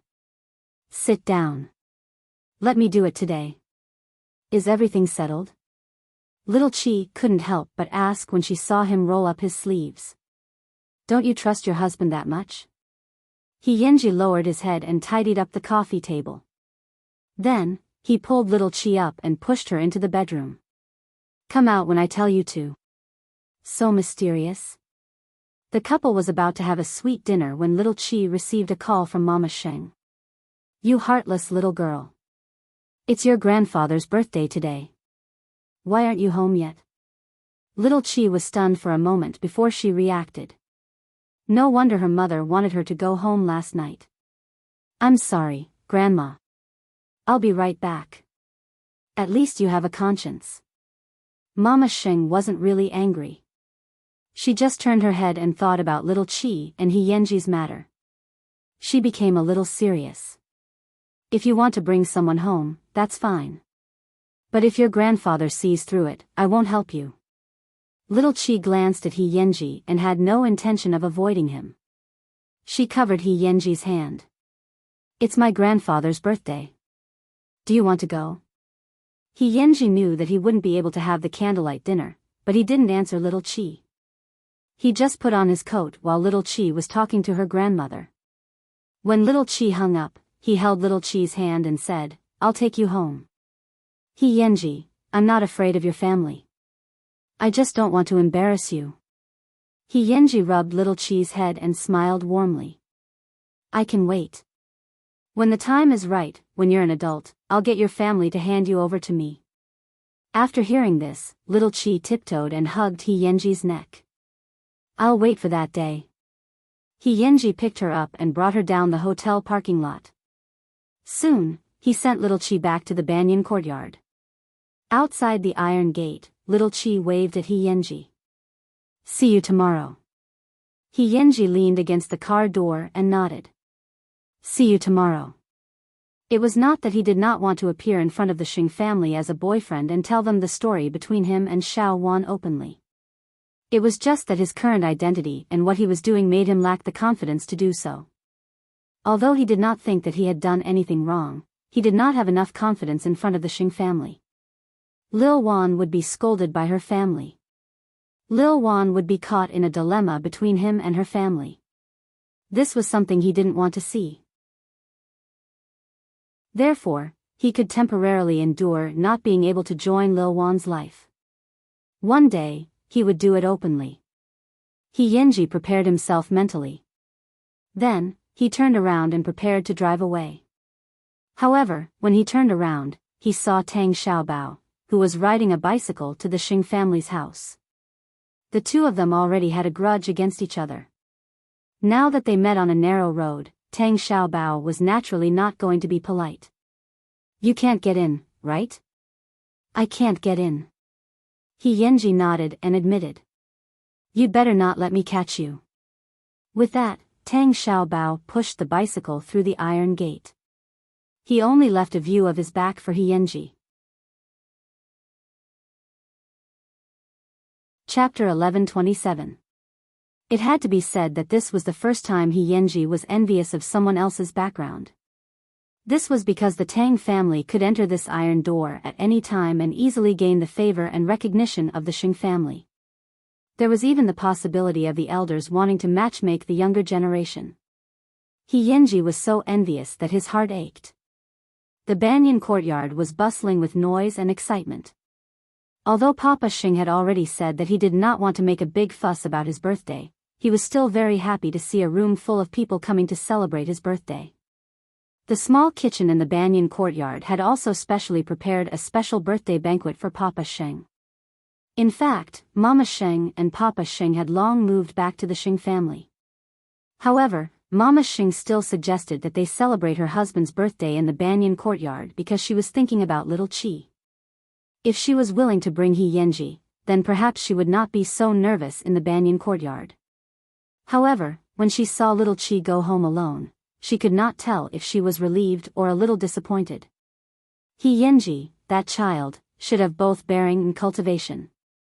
She had thought, sigh, Xiaoqin, look at that child from the Tang family. He's so good. He's so compatible with Wanwan. While Papa Xing was drinking tea, he sized up the Tang family's Xiaobao. This child was becoming more and more masculine. He was about to become an adult. If he really had feelings for his granddaughter, it would indeed be a good idea to matchmake them. After all, they knew the Tang family very well. Mama Xing frowned and looked at Tang Xiaobao. A moment later, she answered her husband, that child from the Tang family is a rare talent, but your granddaughter doesn't like him. You should give up. Papa Xing was a little puzzled. Why would such a talented boy? You'll know in the future. Mama Xing could not expose him, but even without He Yenji's matter, Mama Xing would not have agreed to let Papa Xing matchmake them. If a woman did not marry the man she liked, wouldn't she have lived her life in vain? Papa Xing pouted and looked at his wife. He thought that Mama Xing would like this pair with him. A moment later, Master Xiao entered the living room. Everyone quickly stood up from the living room because of his status as the head of the family. Master Xiao unbuttoned his suit jacket and turned to look at his daughter. There was a questioning look in his eyes, as if he was asking, where is everyone else? Little Chi shrugged and did not answer. Xing Xiao did not say anything else. He turned around and returned to the bedroom. A moment later, he changed into a set of home clothes and returned to the guests. Little Chi didn't feel good either. In fact, she had the courage to introduce He Yanji to her grandfather, but she also knew He Yanji's concerns. Soon, the family gathered around the dining table for the dinner. Papa Sheng was happy to see the two children and asked, "Xiao Xian, are you in love?" "Grandpa Sheng, I'm not," Tang Xiaobao asked. "Then why don't you come here more often recently? You and Wanwan grew up together. No one else can compare to your feelings for each other." Mama Sheng pinched her husband's thigh hard under the table at Papa Sheng's words. "To say." Papa Sheng grimaced. "You guys eat. Don't mind him." Mama Sheng quickly called out to everyone. Master, Xiao said. Xiao said. At this moment, Xing Xiao put down his chopsticks and looked at his daughter. Could it be that his daughter could not even muster up this bit of courage? Little Chi put down her bowl and chopsticks, then pushed her chair away and left. She ran out of the banyan courtyard. Sure enough, she saw He Yanji's car at the iron gate. Chapter 11:28. Little Chi rushed up and grabbed He Yanji's hand. She led him past the iron gate and directly into the Xing family's hall. He Yanji was stunned, especially when he saw the people in the Xing family's house. He did not expect little Chi to be so brave.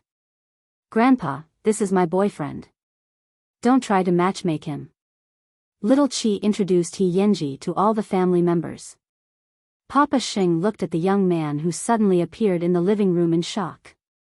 He looked at Xing Xiao and his wife from left to right and found that their expressions were normal. It was obvious that they already knew. He Yanji, on the other hand, was very nervous, but since he was here, he would take it easy. So, he bowed slightly to Papa Sheng and said, "Happy birthday." Papa Sheng felt a little awkward, so he asked his wife in a low voice, "Why didn't you tell me earlier? You're the one who doesn't have good eyesight." "Come and sit," Xing Xiao said and gestured for fifth aunt to add a chair next to little Chi. At times like this, He Yanji could always show off his good manners. No one could tell that he carried a dangerous and bandit aura. "Whose child is this?" Papa Sheng quickly asked when he saw the situation. "Grandpa Sheng, my name is He Yanji." He Yanji. Papa Sheng muttered the name. He felt that it was a little familiar, but he could not remember it for a while. "I feel like I've heard it somewhere before." How could he not have heard of the popular big shot in Jianchuan? Mama Xing thought to herself. At that moment, Tang Xiaobao suddenly put down his bowl and chopsticks and asked He Yanji, "Do you dare to tell the Xing family here what you do?" The atmosphere in the living room suddenly became tense because of Tang Xiaobao's words, especially between He Yanji and Tang Xiaobao. The grudge between them had not just been formed. "Young man, is there some misunderstanding?" Papa Xing immediately tried to smooth things over. "Do you dare?" Tang Xiaobao did not go down the stairs. Instead, he continued to be aggressive. In contrast, He Yanji appeared much calmer. He stood up from his chair and bowed to everyone to apologize. He was very straightforward. "I'm very sorry. I'm from the underworld." Mixed. Dao. Papa Sheng was shocked when he heard this. He looked at Xing Xiao. What was going on? Little Chi really could not bear to see Tang Xiaobao humiliate He Yanji like this. She stood up with a thud and said loudly, "Grandpa, He Yanji and I have known each other for 5 years. I'll tell you the truth. I've liked him for 5 years. No matter how the Xing family views him or his identity, I must be with him." Tang Xiaobao, I know that you have a strong sense of justice and that you have an extraordinary background, but can you not force your way of thinking on others? Could it be that other people are different from what you think, that they don't walk the right path? What righteous path is he taking? Tang Xiaobao pointed at He Yanji and questioned little Chi. "Little Xian, go back and ask your father who did the meritorious deeds recently." Seeing that the situation was about to get out of control, Master Xiao immediately came out to control the situation. "Some things aren't what you think." Tang Xiaobao opened his mouth but did not say anything because he knew that since Master Xiao said that, there must be a reason behind it. I don't want to speak up for him, but there are some words that he can't say himself. Everyone understood what Master Xiao meant. It seemed that He Yanji's identity was not that simple. Even little Qi was shocked. Could it be that there was something He Yanji had not told her? Chapter 1129. Just as the atmosphere was getting awkward, Mu Qiqi pushed the door open and entered. When she saw the table full of people, she immediately smiled. Fortunately, I came back in time. Yanji is here too. Auntie. He Yanji stood up again and bowed respectfully. Mu Qiqi waved her hand and gestured for him to sit down. Then, she walked to Xing Zhao's side and sat down. She asked curiously, "Why don't you all look well?" Tang Xiaobao knew that this matter had started because of him, so he said to He Yanji, "I admit that what I did just now was a little immoral, but I treat little Qi as my own sister. I don't want her to go astray. We grew up together. I know she suffered a lot for you. Uncle Xiao said that I'll think of a way to figure it out. If you don't change my mind, I still won't be able to change my attitude towards you. Do you still want to fight? I'll be waiting for you anytime." He Yanji smiled calmly. From this young man's words and actions, Papa Sheng could see his good points. He was neither fast nor slow, mature and steady. Even though he was treated like this, he could still restrain himself and be polite. It was no wonder that his son would speak up for him. Seeing that the atmosphere was gradually easing, little Qi also calmly sat down and said to Tang Xiaobao, "I know you're doing it for my own good. My attitude just now wasn't good. I'm used to it." Tang Xiaobao snorted. However, he was really curious about He Yanji. To be able to make Xing Xiao speak up for him, this kid might not be as simple as he seemed. This is considered a miracle in our Xing family.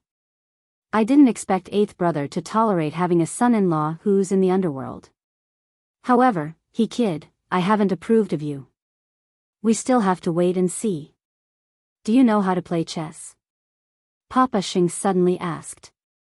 He Yanji nodded. A little. Accompany me later. Papa Sheng made the arrangements. He had to find out if this kid had anything in his stomach. Okay. He Yanji nodded and agreed. He had no intention of having stage fright at all. After dinner, He Yanji really accompanied Papa Sheng to play chess in the living room. At this time, little Qi saw the lonely Tang Xiaobao in the courtyard, so she walked behind Tang Xiaobao and poked his back. What's wrong? What does it feel like to like someone? Tang Xiaobao sat on the chair, not understanding. You have an ambiguous partner? Tang Xiaobao turned his head and rolled his eyes at her. It's because I find it inconceivable that you're willing to sacrifice your life for love. You'll know when you actually encounter it, is that so? Tang Xiaobao murmured, then stood up from the chair. I'm going home to report. The next time you come, can you not be at odds with He Yanji? Little Qi asked his back. Depends on my mood. Tang Xiaobao did not turn around. He waved his hand and his figure quickly disappeared at the end of the road. Little Qi returned to the living room and saw an old man and a young man at the coffee table. They were working hard, and Papa Sheng would ask He Yanji many questions from time to time. From this, Papa Sheng was certain that He Yanji did not come from a simple background. He was completely different from those people from all walks of life. A person in a grassroots environment could not cultivate the aura of nobility. That kind of natural thing could only be formed in the circle of nobles. Especially when it came to the field of vision, men would only be able to grasp those things easily after they had truly seen it. I'm getting more and more curious about your true identity. Papa Sheng rubbed his chin and said to He Yanji while playing chess. Chapter 1130. The first thing Tang Xiaobao did when he returned home was to look for his father to confirm He Yanji's identity. Since Master Xiao could say that, it was enough to prove that He Yenji was not as simple as he looked. Dad, I told you to pay attention to He Yenji before, right? But you didn't tell me the truth at all. Tang Xiaobao chased after Tang Yen and said, I'm your biological son. So what if you're my biological son? There are some things you shouldn't ask, and there are some people you shouldn't know. When you get to the point where even I have to bow my head to you, you can order me to tell you everything, Tang Yen said to Tang Xiaobao sternly. You're right. How is that possible? Tang Xiaobao was unconvinced. I just want to know, does that kid He Yenji have a close relationship with the police? Tang Yen looked down at the newspaper and did not say anything. However, his attitude had already tacitly agreed to everything. I'll find out sooner or later. I don't need you to tell me. Tang Xiaobao saw that his father was unwilling to reveal a single word, so he went back to his room in a fit of pique. Tang Yen knew that this child wanted to be strong. However, He Yenji's identity was an encrypted document. How could he answer casually? Any question related to He Yenji's identity could put his life in danger. In the room, Tang Xiaobao sat on the bed. He felt very uncomfortable because he did not want to admit defeat to He Yenji. However, if He Yenji was really an informant or undercover agent of the police, then it was very likely that he would bring endless trouble to He Yenji. He naturally had this sense of right and wrong. However, if he did not fight with that kid, he would never be able to take it lying down. Little Chi was also so curious that she couldn't sit still. When she saw He Yenji calmly sitting in the living room playing chess with her grandfather, she couldn't help but be curious. She walked to He Yenji's side and sat down. She asked Boss He, what did my father mean by that?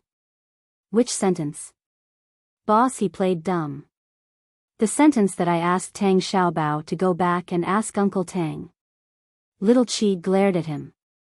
This person was doing it on purpose to tease her. Then why don't you ask Uncle? You know he won't say it. Little Chi was a little angry and acted shamelessly beside He Yenji. Papa Xing clicked his tongue when he saw that. It was the first time he saw his granddaughter like that. Sure enough, girls in love were more terrifying. There are some things I can't answer. He Yenji looked at Little Chi with rare patience. Do you understand? Although Little Chi was helpless, she knew that there were some things that she couldn't ask, so she could only give up. Then how long will you be down there? It's already 11 o'clock. Hearing Little Chi's reminder, Papa Xing raised his hand and looked at his watch. It's really 11 o'clock. Then I won't go downstairs. Then I'll send him home. Little Chi excitedly pulled He Yenji up. I'll spoil you. Papa Xing couldn't do anything about Little Chi. Actually, he quite liked that kid, He Yenji. He was a talented man, and he was well hidden. He was polite and cultured, and he was a big shot in the underworld. He really couldn't tell that he was someone who would use a knife to chop people. Mama Xing smiled when she saw that her husband was rarely happy. It seems that you have been conquered by this grandson-in-law. Not at all. The most important thing is that Wan Wan likes it. Papa Xing wouldn't admit that he was just messing around. If this child can come and play chess with me often, it wouldn't be bad. Actually, it's not impossible for the Xing family to find a big shot son-in-law, right? Chapter 1131. Why did you conquer my grandfather again? After walking out of the Xing family's iron gate, Little Chi held He Yenji's arm and said, I'm a little jealous. Can't you praise me for doing well? He Yenji held her hand and put it in his pants pocket. After hearing He Yenji's request, Little Chi suddenly stopped in her tracks and faced He Yenji. Then, she tiptoed and kissed him on the lips. You did well. He Yenji enjoyed it very much. He held Little Chi in his arms. After a while, he said helplessly, I don't want to let you go, but you have to go home and rest. The college entrance examination is coming up. From now on, you have to go home and sleep every day. No, I'll still tutor you with your homework. He Yenji added another sentence after this sentence. Only then did little Chi let him go. She could take advantage of him a lot by tutoring him with homework. Boss He's figure was quite good. Go back and rest. Then when you get home, send me a text message, little Chi requested. Got it. After He Yenji answered, he took out his car keys and left the Xing family's house with a rare smile on his face. However, when he returned to the hotel and got out of the car, he was stopped by someone. He Yenji maintained a high level of vigilance and was not successfully attacked by the other party. The two of them fought in the parking lot. The two of them were evenly matched, and neither of them had the advantage. It was not until a beam of light from the side of the elevator hit Tang Xiaobao's face that He Yenji stopped. It's you. No matter how I think about it, I still feel that I should fight you. After Tang Xiaobao answered, he gave him another sweeping kick. All these years, Tang Xiaobao had been tempered by Tang Yan. He was no longer the Tang Xiaobao of the past. Whether it was in terms of physical fitness or fighting skills, he now had the potential to be the champion. As for He Yenji, he did not have any fighting skills, but he had a lot of fighting experience. All these years, he had fought with many experts. Therefore, it was not easy to determine the victor between the two of them. 5 years ago, you interfered in the matter between me and Xiao Wan. It's time for you to quit, right? The two of them fought in the parking lot. In the end, both of them were injured, and neither of them gained the upper hand. I never believed that someone like you could be liked by Xing Qingwan.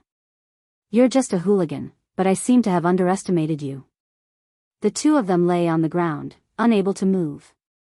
However, it was also because of this that they could finally open their hearts and talk. I once had an enviable background and a good education, so I never thought that you had anything to brag about. After hearing He Yenji's words, Tang Xiaobao sat up from the ground and wiped the blood from the corner of his mouth. If you bully Xing Qingwan in the future, I won't let you off. Although I hate your self-righteousness, I have to say that you're really doing it for little Wan's good, so I won't argue with you. At least, on this point, I can't replace you. He Yenji also showed his magnanimity. As a matter of fact, although Tang Xiaobao was a sharp and extreme person, it was precisely because he was still in his youth. At the same time, he admitted his mistake and let go. This also meant that the children educated by the Tang family would not be wrong. Let's spar more often in the future. Although, who knows why I like to fight with a gangster. Tang Xiaobao stood up calmly and left in front of He Yenji. He Yenji sat on the ground and could not help but laugh. Actually, this person was quite cute.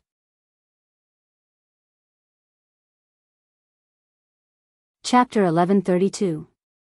After Tang Xiaobao left, He Yenji turned around and entered the hotel's special elevator. However, his extraordinary vigilance told him that there were people watching him. The police hadn't even started summoning him, and Long was already unable to hold back. He Yenji smiled faintly and returned to his room. The next day, Long was summoned by the police to investigate the murder case in the imperial court. Of course, there were other criminal cases that Long was involved in. However, Long was not someone who was easy to deal with. After knowing that he had been tricked by He Yenji, he had already discussed it with his lawyer overnight. It was just a matter of finding a few scapegoats. It was very easy. Under normal circumstances, when something like this happened, he would contact the police. However, this was Jianchuan. Jianchuan's public security had been ranked first for many years. Naturally, the gangs were not as fierce as other places. However, even though Long could find a scapegoat, he had still attracted the attention of the police. It would be impossible for him to cause any more trouble in a short period of time. Of course, it would also depend on whether he was brave enough to do so. After causing such a murder case, no one gained the upper hand in the end.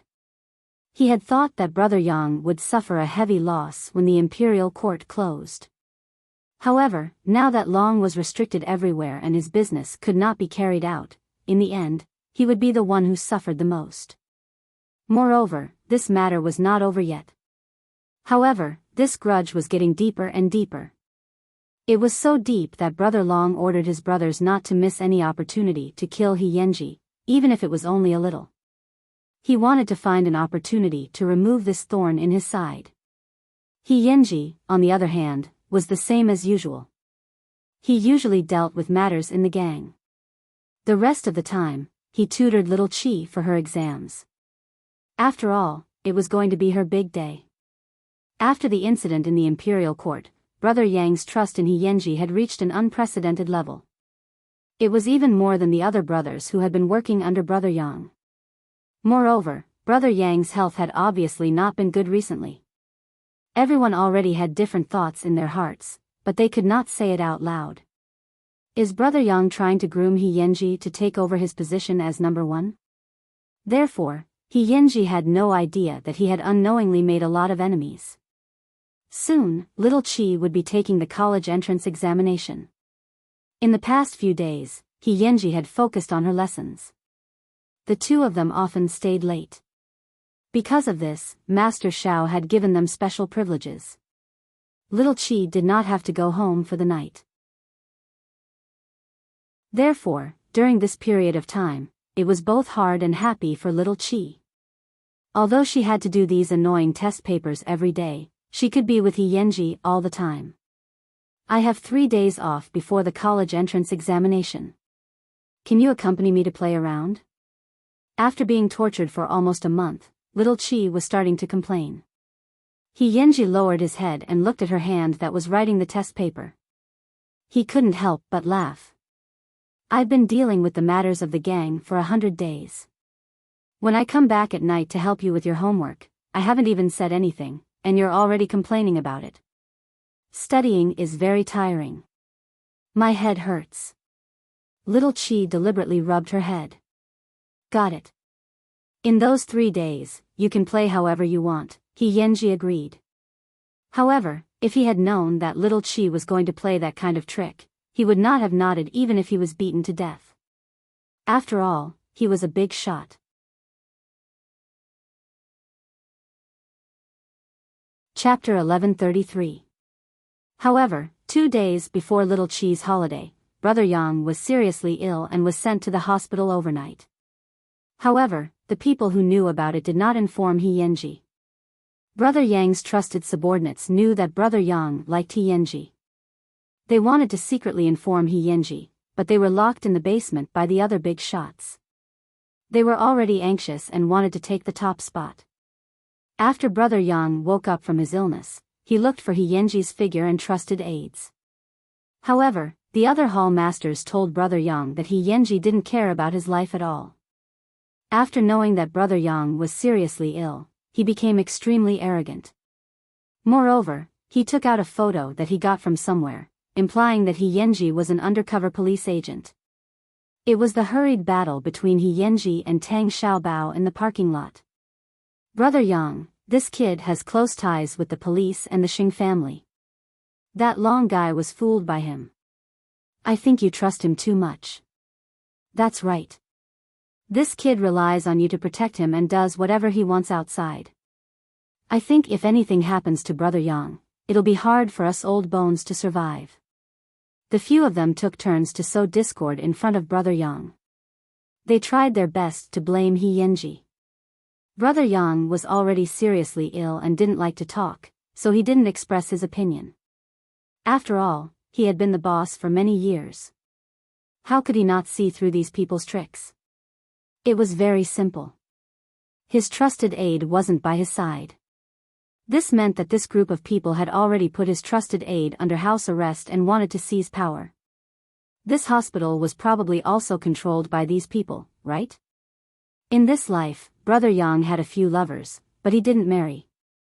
Of course, he had children, but they were illegitimate. He didn't even have anyone to pass the message to, and his phone wasn't by his side. Brother Yang was a little sad. When there was no one guarding the ward, he found the boy playing in the hospital garden. He could only take the risk and ask him to deliver a message. He didn't know if He Yenji would be able to receive it. It was also his fault for not being as vigilant as before in the past few years. His control over the various hall masters was also extremely lax. He had originally thought that they were all brothers. When they were old and retired, they could drink tea and play cards together. He didn't expect that these old guys would still want his position. The person he valued could only be He Yenji. If He Yenji could resolve this crisis, he would give up his position as the boss. In fact, He Yenji had long noticed that something was amiss. In the past 2 days, he had called Brother Yang several times, but no one had answered. Therefore, he went to Brother Yang's villa.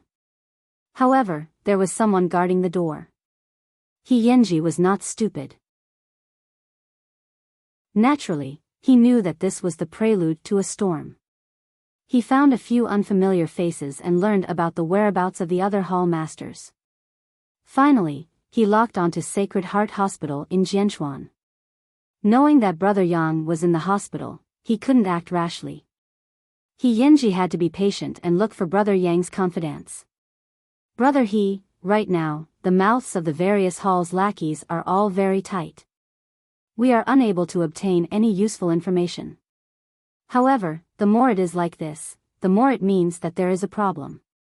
After running errands for the whole day, Ji Chu returned to the hotel to report to He Yenji. Do you think Brother Yang was locked up by them? Go and find out the whereabouts of a few of the hall master's assistants in the past few days, He Yenji said to Ji Chu. We have to think of a way to get Brother Yang out of the hospital first. But why is Brother Yang so easily controlled? Is he really so sick that he's confused? You don't need to know about these things. He Yenji patted Ji Chu on the shoulder and replied. Chapter 1134. Originally, he had promised to go out with little Chi tomorrow, but from the looks of it, it was impossible. Therefore, after finishing the last day of tutoring, He Yenji looked at little Chi and explained to her apologetically, tomorrow, I plan to take you out to relax, but there's trouble in the gang, so I might be a little busy these few days. I won't be able to go out with you. After little Chi heard this, she suddenly turned around and looked at He Yenji's chin. What trouble? Brother Yang might be under house arrest. I want to save him, He Yenji said frankly. Will that be dangerous? I can't lie to you and say that there's no danger at all, but I can promise that I will never leave your side. He Yenji pressed her head and said, I don't care about anyone else, but Brother Yang has been very kind to me over the past few years. He has never made things difficult for me, so no matter what, I will save him. Then, can you accompany me tomorrow afternoon? Just one afternoon. Little Chi raised her index finger and promised, it won't delay the night. I know it's more convenient for you to move at night. Got it. He Yenji nodded and kissed the top of little Chi's head. I'll make time for you. Don't worry. With Mr. He's tutoring for so long, I won't have a problem with the college entrance examination. Moreover, what are these 3 days? When I'm done with the college entrance examination, I'll have a lot of time to pester you. I also want to learn to be a big shots woman. Little Chi's words made He Yenji feel both helpless and doting, so he turned her face and rubbed her lips for a long time. After Grandma is gone, all I've done is repay the kindness and be with you. This is all the meaning of my life. Little Chi turned around emotionally and lay in He Yenji's arms. At this moment, she couldn't say anything. She just felt that she was very lucky and very happy. Then, in case I become a bargaining chip for others to deal with you, I'll stay at home for the next few days. Don't worry. Good girl. He Yenji rubbed little Chi's head. He was lucky that this girl understood him better than ordinary girls and was also sensible. But you have to promise me that there will be no harm. I promise you. Little Chi was satisfied with the answer. After dinner with He Yenji, she returned to the banyan courtyard. In the living room, Xing Xiao was reading documents. He looked up and was a little surprised to see his daughter. Are you finally willing to come back? Dad, don't I miss you? Little Chi put down her school bag and sat beside Xing Xiao. Do you think I won't believe you? Xing Xiao was very calm. One had to know what Muchichi was like back then. She could disown her own family for him, so he really did not believe that their daughter would still remember that she had parents when it came to love. Dad, if Yenji is in danger, will you help him? Little Chi lay on the sand and asked Xing Xiao. That depends on whether he's worth saving. This time, Xing Xiao did not even lift his eyelids. It looks like he's in trouble. Little Chi opened her mouth. Could she say that her father was really perceptive? Don't worry, this kid doesn't need your dad's help. That was good. In that case, little Chi would focus on preparing the things to play tomorrow afternoon. Yenji had said it himself. She could play however she wanted. In other words, no matter how big the scale, it wouldn't be a problem.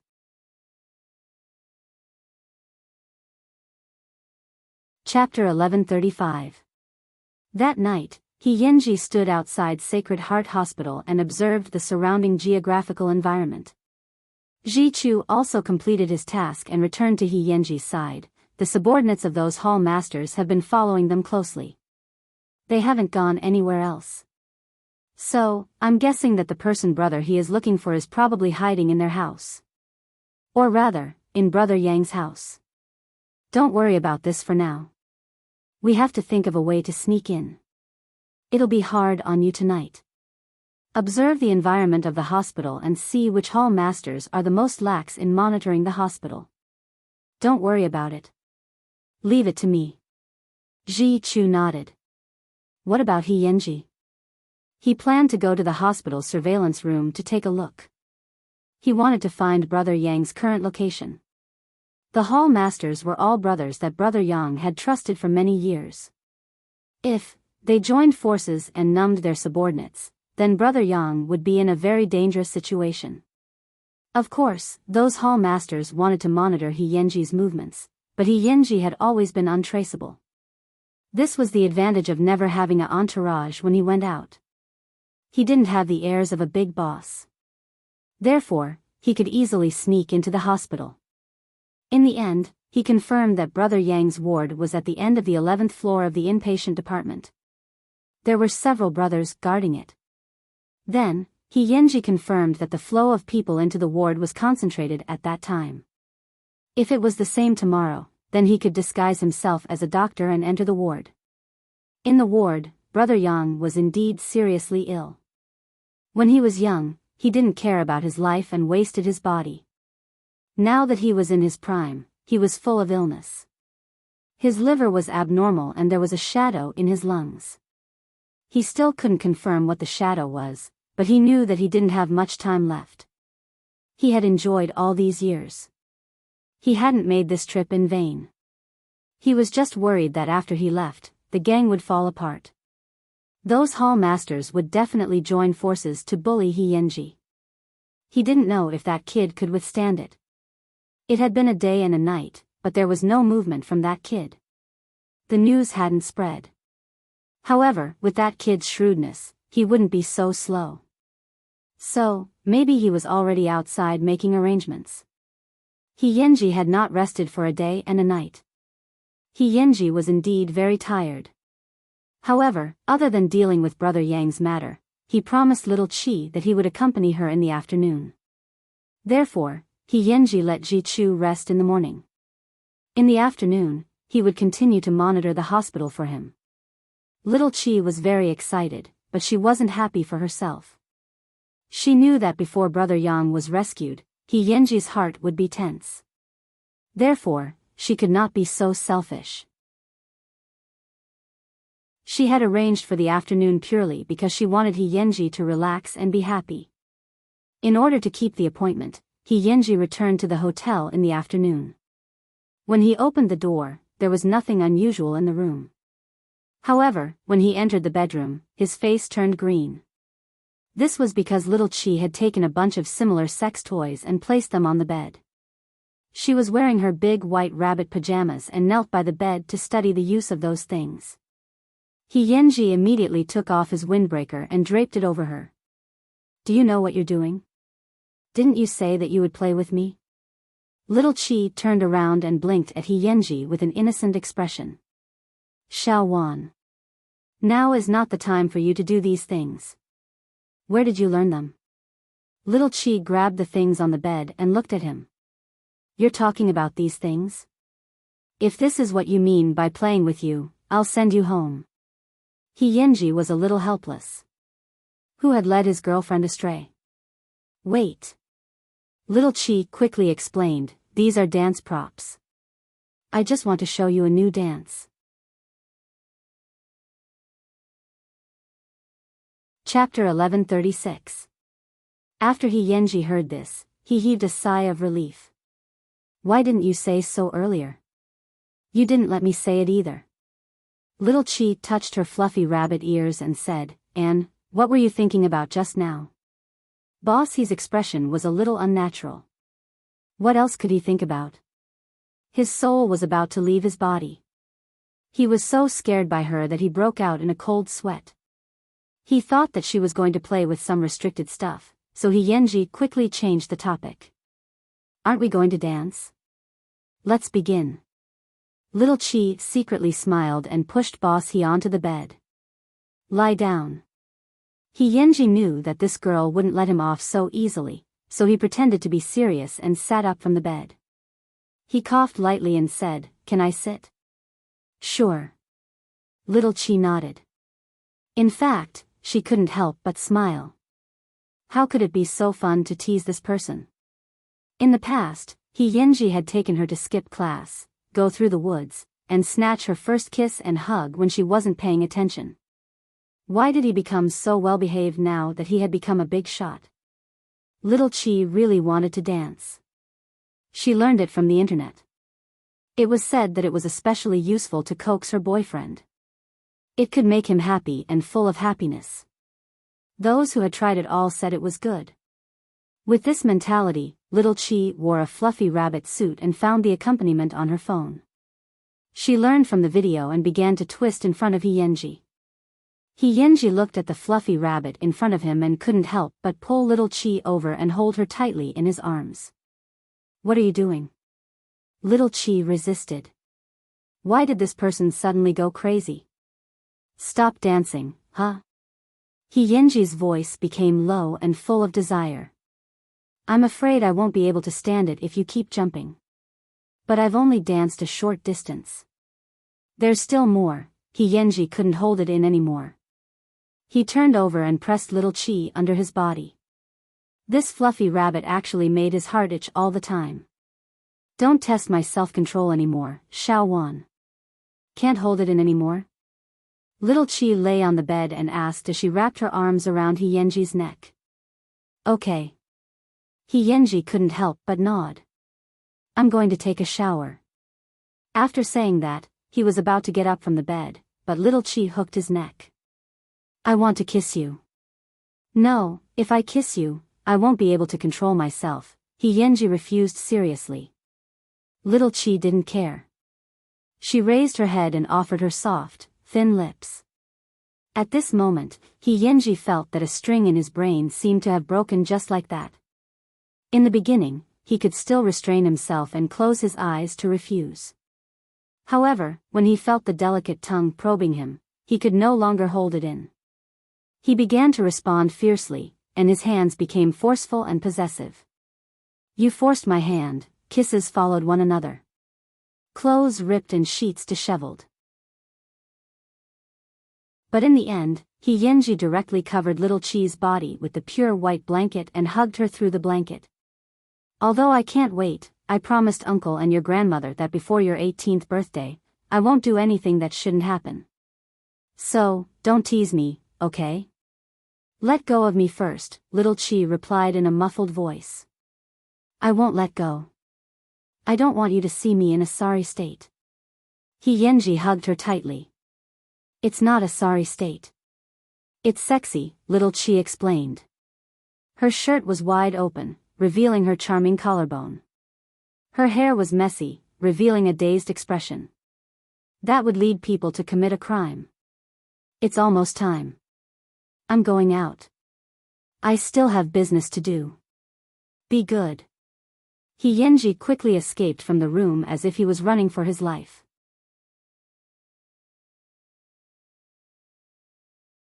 Chapter 1137. Little Chi watched as Boss He ran away. She couldn't help but sit on the bed and laugh. It was really interesting to tease this man. She suddenly looked forward to living together in the future. What kind of scene would it be? After she went to university, she would have a better excuse to stay here. Thinking about it, little Chi was inexplicably excited, especially when she thought of Yenji's body without any fat. For some reason, her face felt a little hot. When Yenji left the hotel, his clothes were disheveled. When Ji-Chu saw this, he couldn't help but snicker. "Brother He, are you sweet with sister-in-law again?" Yenji glared at Ji-Chu and adjusted his shirt. "What's the situation over there now?" "There's not much movement at the hospital, but Brother He, some of our brothers have already spread rumors about you. They say that you're ungrateful and ungrateful." Ji-Chu felt indignant for Yenji. Thinking about it, Yenji usually treated these people well, but at the critical moment, these people would expose their true colors. Continue to keep an eye on the hospital. Since these people have been bewitched, it means that Brother Yang should have heard these words. Yenji adjusted his clothes and got into the car. Brother Yang wouldn't really believe it, would he? Ji-Chu was a little worried. "Whether he believes it or not, I will save him."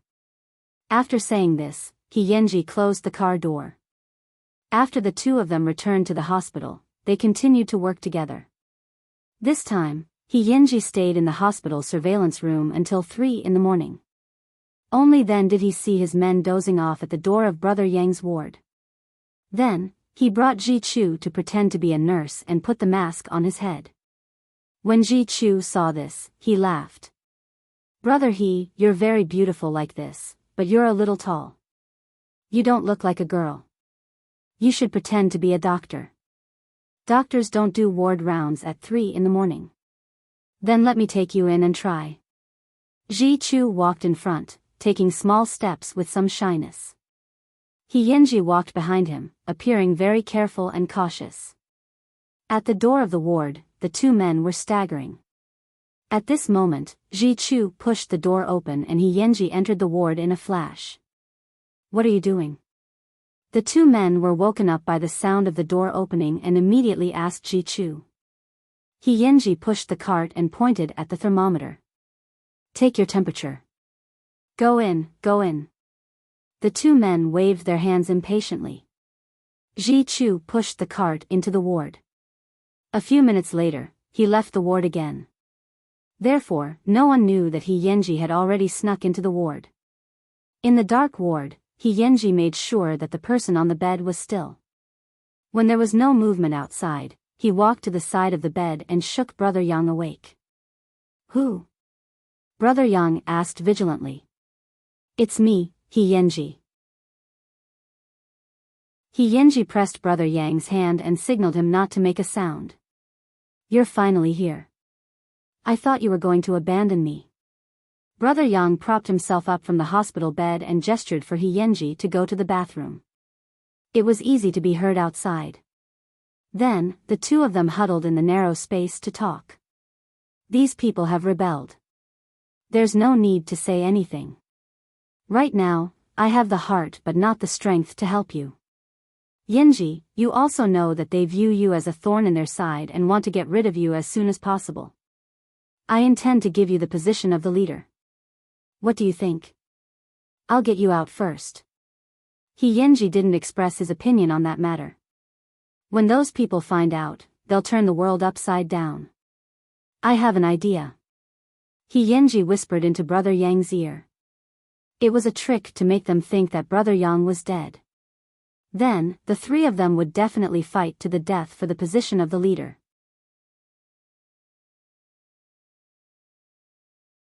Chapter 1138. After the kiss, little Chi's face was bright red.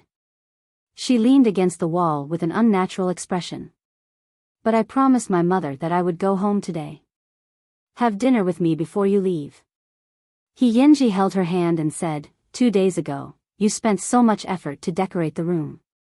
I haven't enjoyed it yet. I have to make up for it today." Little Chi followed He Yenji back to the living room and was pressed onto the sofa by him. Sit down. Let me do it today. Is everything settled? Little Chi couldn't help but ask when she saw him roll up his sleeves. Don't you trust your husband that much? He Yenji lowered his head and tidied up the coffee table. Then, he pulled Little Chi up and pushed her into the bedroom. Come out when I tell you to. So mysterious. The couple was about to have a sweet dinner when Little Chi received a call from Mama Sheng. You heartless little girl. It's your grandfather's birthday today. Why aren't you home yet? Little Chi was stunned for a moment before she reacted. No wonder her mother wanted her to go home last night. I'm sorry, Grandma. I'll be right back. At least you have a conscience. Mama Sheng wasn't really angry. She just turned her head and thought about Little Chi and He Yenji's matter. She became a little serious. If you want to bring someone home, that's fine. But if your grandfather sees through it, I won't help you. Little Chi glanced at He Yenji and had no intention of avoiding him. She covered her phone and asked He Yenji, It's my grandfather's birthday. Do you want to go? He Yenji knew that he wouldn't be able to have the candlelight dinner, but he didn't answer Little Chi. He just put on his coat while Little Chi was talking to her grandmother. When Little Chi hung up, he held Little Chi's hand and said, I'll take you home. He Yenji, I'm not afraid of your family. I just don't want to embarrass you. He Yenji rubbed Little Chi's hair and smiled warmly. I can wait. When the time is right, when you're an adult, I'll ask your family to hand you over to me. After hearing this, Little Chi stood on her tiptoes and hugged He Yenji's neck. I'll wait for that day. He Yenji picked her up and took her down the hotel parking lot. Soon, he sent Little Chi back to the banyan courtyard. Outside the iron gate, Little Chi waved at He Yenji. See you tomorrow. He Yenji leaned against the car door and nodded. See you tomorrow. It was not that he did not want to appear in front of the Shing family as a boyfriend and tell them the story between him and Xiao Wan openly. It was just that his current identity and what he was doing made him lack the confidence to do so. Although he did not think that he had done anything wrong, he did not have enough confidence in front of the Shing family. Lil Wan would be scolded by her family. Lil Wan would be caught in a dilemma between him and her family. This was something he didn't want to see. Therefore, he could temporarily endure not being able to join Lil Wan's life. One day, he would do it openly. He Yenji prepared himself mentally. Then, he turned around and prepared to drive away. However, when he turned around, he saw Tang Xiaobao, who was riding a bicycle to the Shing family's house. The two of them already had a grudge against each other. Now that they met on a narrow road, Tang Xiaobao was naturally not going to be polite. You can't get in, right? I can't get in. He Yenji nodded and admitted. You'd better not let me catch you. With that, Tang Xiaobao pushed the bicycle through the iron gate. He only left a view of his back for He Yenji.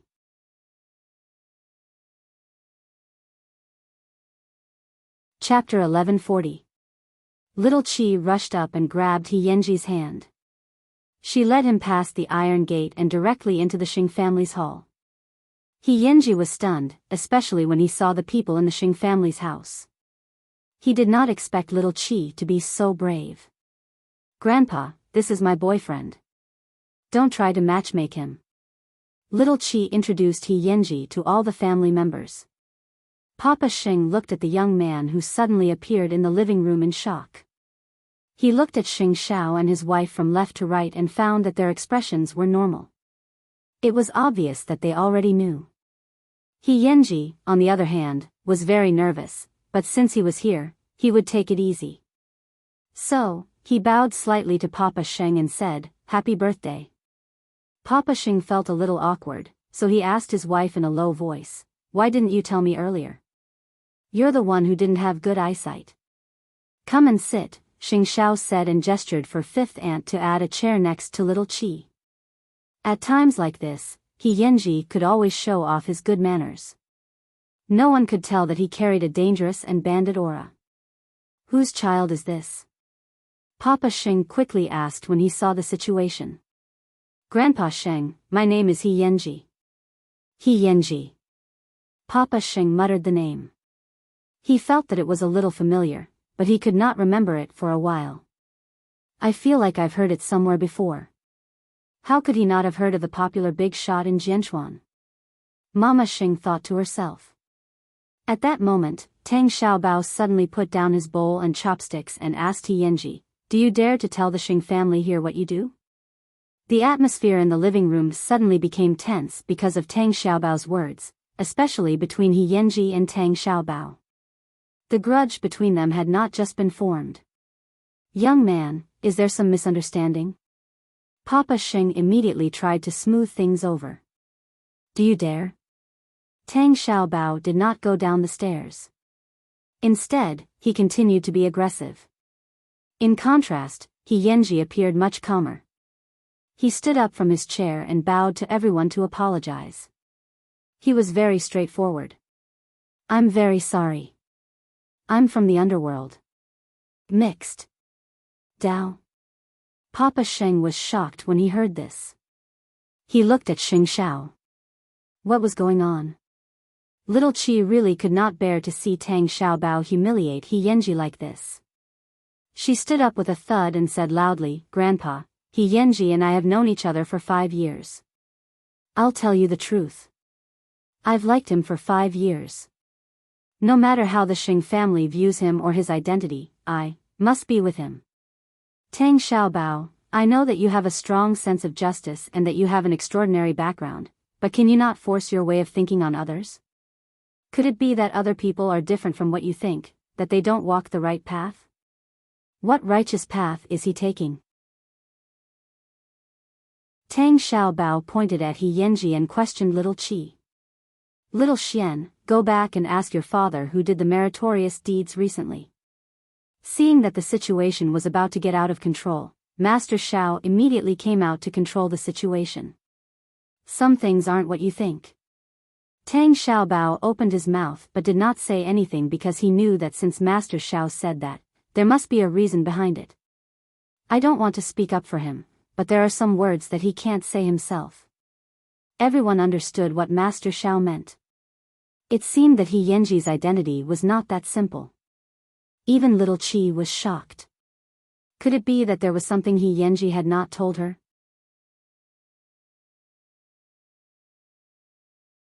Chapter 1142. The first thing Tang Xiaobao did when he returned home was to look for his father to confirm He Yenji's identity. Since Master Xiao could say that, it was enough to prove that He Yenji was not as simple as he looked. "Dad, I told you to pay attention to He Yenji before, right? But you didn't tell me the truth at all." Tang Xiaobao chased after Tang Yan and said, "I'm your biological son." "So what if you're my biological son? There are some things you shouldn't ask, and there are some people you shouldn't know. When you get to the point where I have to lower my head to you, you can order me to tell you everything," Tang Yan said sternly to Tang Xiaobao. "How is that possible?" Tang Xiaobao was unconvinced. "I just want to know, does that kid He Yenji have a close relationship with the police?" Tang Yan looked down at the newspaper and did not say anything. However, his attitude had already tacitly agreed to everything. "I'll find out sooner or later. I don't need you to tell me." Tang Xiaobao saw that his father was unwilling to reveal a single word, so he went back to his room in a fit of pique. Tang Yan knew that this child wanted to be strong. However, He Yenji's identity was an encrypted document. How could he answer casually? Any question about He Yenji's identity could put his life in danger. In the room, Tang Xiaobao sat on the bed. He felt very uncomfortable because he did not want to admit defeat to He Yenji. However, if He Yenji was really an informant or an undercover agent of the police, then it was very likely that he would bring endless trouble to He Yenji. He naturally had this sense of right and wrong. However, if he did not fight with that kid, he would never be able to take it lying down. Little Qi was also so curious that she couldn't sit still. When she saw He Yenji calmly sitting in the living room playing chess with her grandfather, she couldn't help but be curious. She walked to He Yanji's side and sat down. She asked Boss He, "What did my father mean by that?" "Which sentence?" Boss He played dumb. "The sentence that I asked Tang Xiaobao to go back and ask Uncle Tang." Little Chi glared at him. This person was doing it on purpose to tease her. "Then why don't you ask Uncle? You know he won't say it." Little Chi was a little angry and acted shamelessly beside He Yanji. Papa Xing clicked his tongue when he saw that. It was the first time he saw his granddaughter like that. Sure enough, girls in love were more terrifying. "There are some things I can't answer." He Yanji looked at Little Chi with rare patience. "Do you understand?" Although Little Chi was helpless, she knew that there were some things that she couldn't ask, so she could only give up. "Then how long will you be down there?" "It's already 11 o'clock. Hearing Little Chi's reminder, Papa Xing raised his hand and looked at his watch. "It's really 11 o'clock. Then I won't go downstairs. Then I'll send him home."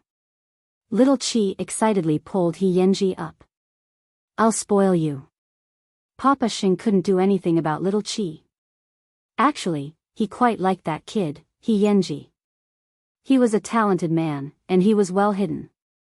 He was polite and cultured, and he was a big shot in the underworld. He really couldn't tell that he was someone who would cut people with a knife. Mama Xing smiled when she saw that her husband was rarely happy. "It seems that you have been conquered by this grandson-in-law." "Not at all. The most important thing is that Wan Wan likes it." Papa Xing wouldn't admit that he was just messing around. "If this child can come and play chess with me often, it wouldn't be bad. Actually, it's not impossible for the Xing family to find a big shot son-in-law, right?"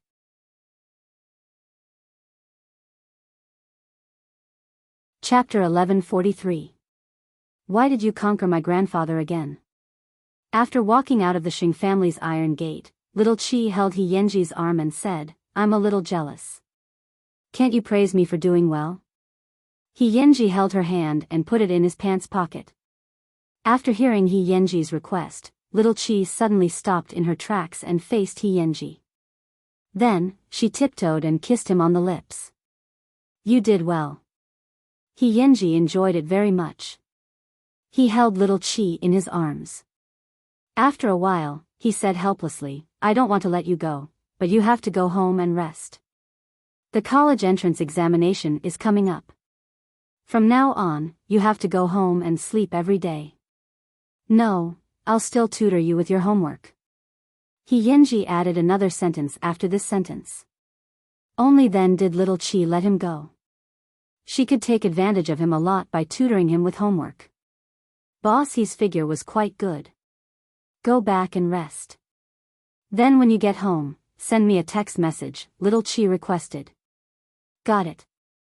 After He Yanji answered, he took out his car keys and left the Xing family's house with a rare smile on his face. However, when he returned to the hotel and got out of the car, he was stopped by someone. He Yanji maintained his high vigilance and was not successfully attacked by the other party. The two of them fought in the parking lot. The two of them were evenly matched, and neither of them had the upper hand. It was not until a beam of light from the elevator hit Tang Xiaobao's face that He Yanji stopped. "It's you. No matter how I think about it, I still feel that I should fight you." After Tang Xiaobao answered, he kicked him again. All these years, Tang Xiaobao had been tempered by Tang Yan. He was no longer the Tang Xiaobao of the past. Whether it was in terms of physical fitness or fighting skills, he now had the potential to be the champion. As for He Yanji, he didn't have any fighting skills, but he had a lot of fighting experience. All these years, he had sparred with many experts. Therefore, it was not easy to determine the victor when the two of them fought. "5 years ago, you interfered in the matter between me and Xiao Wan. It's time for you to withdraw, right?" The two of them fought in the parking lot. In the end, both of them were injured. No one gained the upper hand. "I never believed that someone like you could be liked by Xing Qingwan. You're just a hooligan, but I seem to have underestimated you." The two of them lay on the ground, unable to move. However, it was also because of this that they could finally open their hearts and talk. I once had an enviable background and a good education, so I never thought that you had anything to brag about. After hearing He Yanji's words, Tang Xiaobao sat up from the ground and wiped the blood from the corner of his mouth. If you bully Xing Qingwan in the future, I won't let you off. Although I hate your self-righteousness, I have to say that you're really doing it for little Wan's good, so I won't argue with you. At least, on this point, I can't replace you. He Yanji also showed his magnanimity. As a matter of fact, although Tang Xiaobao was a sharp and extreme person, it was precisely because he was still in his youth. At the same time, he admitted his mistake and let go. This also meant that the children educated by the Tang family would not be wrong. Let's spar more often in the future. Although, who knows why I like to fight with a gangster. Tang Xiaobao stood up calmly and left in front of He Yanji. He Yanji sat on the ground and couldn't help but laugh. Actually, this person was quite cute.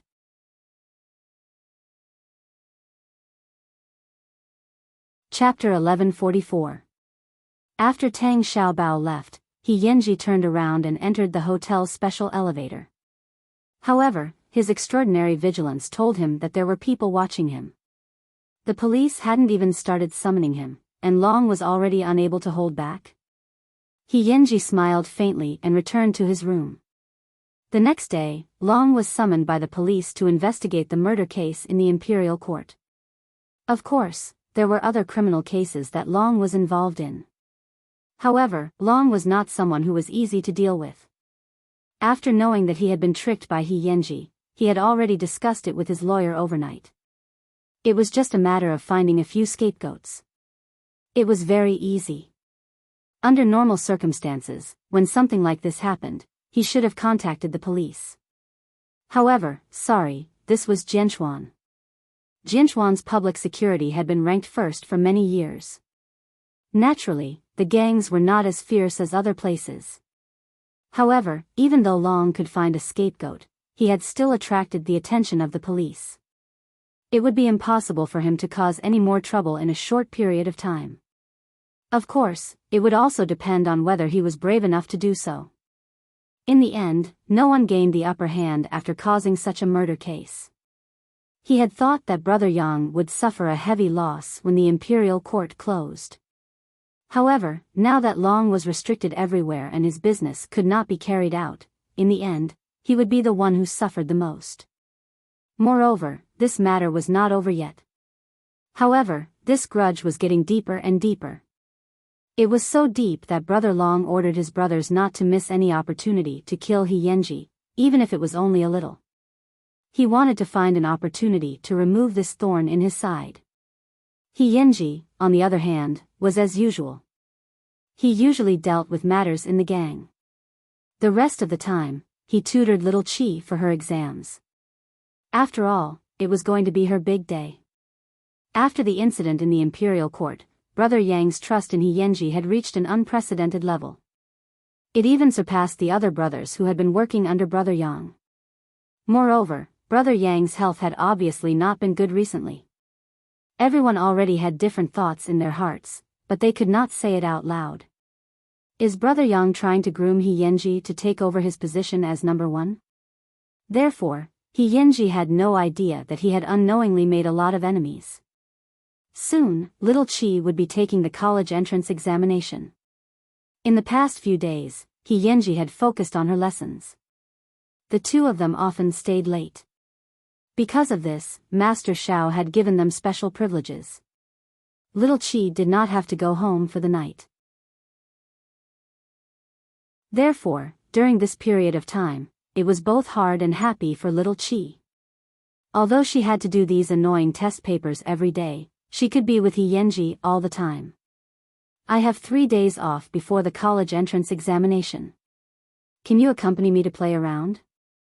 After being tortured for almost a month, little Qi was starting to complain. He Yanji lowered his head and looked at her hand that was writing the test paper. He couldn't help but laugh. I've been dealing with the matters of the gang for 100 days. When I come back at night to help you with your homework, I haven't even said anything, and you're already complaining about it. Studying is very tiring. My head hurts. Little Chi deliberately rubbed her head. Got it. In those 3 days, you can play however you want, Yenji agreed. However, if he had known that little Chi was going to play that kind of trick, he would not have nodded even if he was beaten to death. After all, he was a big shot. You're tuning into the Romantic Tales YouTube channel. Don't forget to subscribe and join us on this journey to catch the most captivating stories.